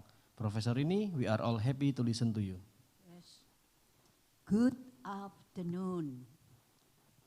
I'm Sarsintorini, head of the Doctoral Program Study Program, Pshpd, ya, Universitas 17 Agustus 1945, Untak, Semarang. I would like to thank first head of LLDT, Lembaga Layanan Perguruan Tinggi, Wilayah 6, Profesor Dr. Insinyur Muhammad Zainuri, DEA. Kemudian number 2, the rector of Universitas 17 Agustus 1945 Untak Semarang, Profesor Dr. Haji Suparno, MSc.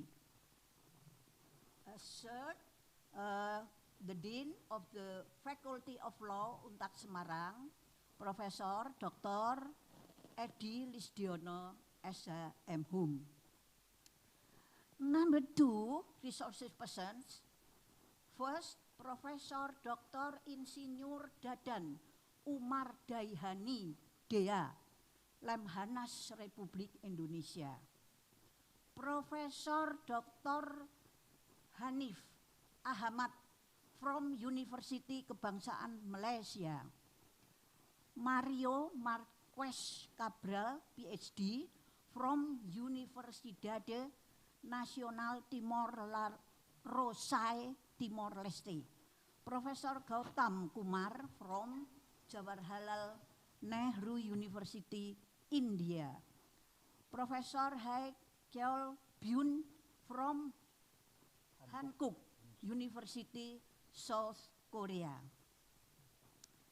Also, thanks a lot for pay attention all registered participation amounts 650 at webinar with the title Towards a New Era in the Legal Order After Pandemic.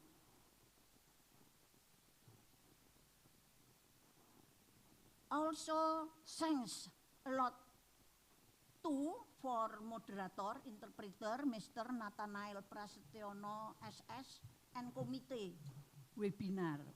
It's success webinar. I'm glad. So, thank you again. See you at another interesting event. Goodbye. See you later.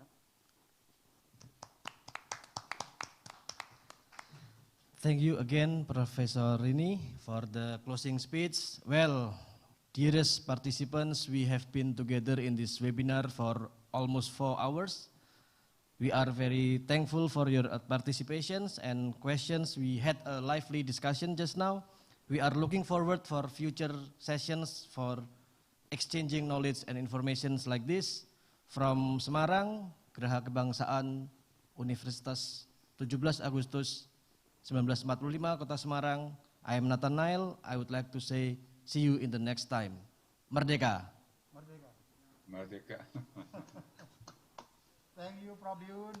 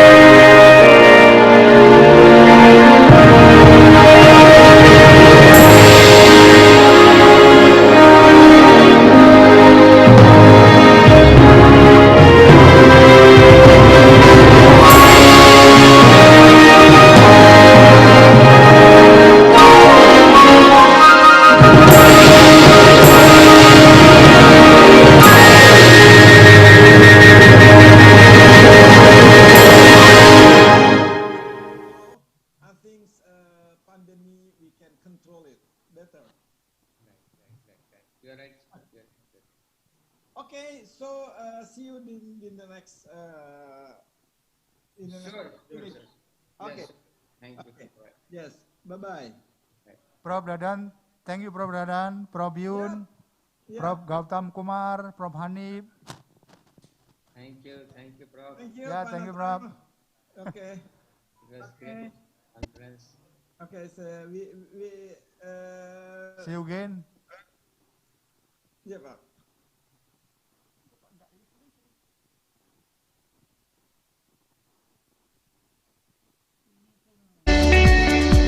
Assalamualaikum warahmatullahi wabarakatuh. Dalam era globalisasi, pengetahuan dan teknologi yang turbulen saat ini, Untak Semarang adaptif terhadap fenomena tersebut. Untak Semarang merupakan perguruan tinggi swasta yang berwawasan nasionalis, tertua dan terbesar di Jawa Tengah. Untak Semarang mengabdi, berkarya, berprestasi. Assalamualaikum warahmatullahi wabarakatuh. Dalam era globalisasi, pengetahuan dan teknologi yang turbulen saat ini, Untak Semarang adaptif terhadap fenomena tersebut. Untak Semarang merupakan perguruan tinggi swasta yang berwawasan nasionalis, tertua dan terbesar di Jawa Tengah. Untak Semarang, mengabdi, berkarya, berprestasi. Kami siap menerima Anda. Ayo berwisata di Kota Semarang.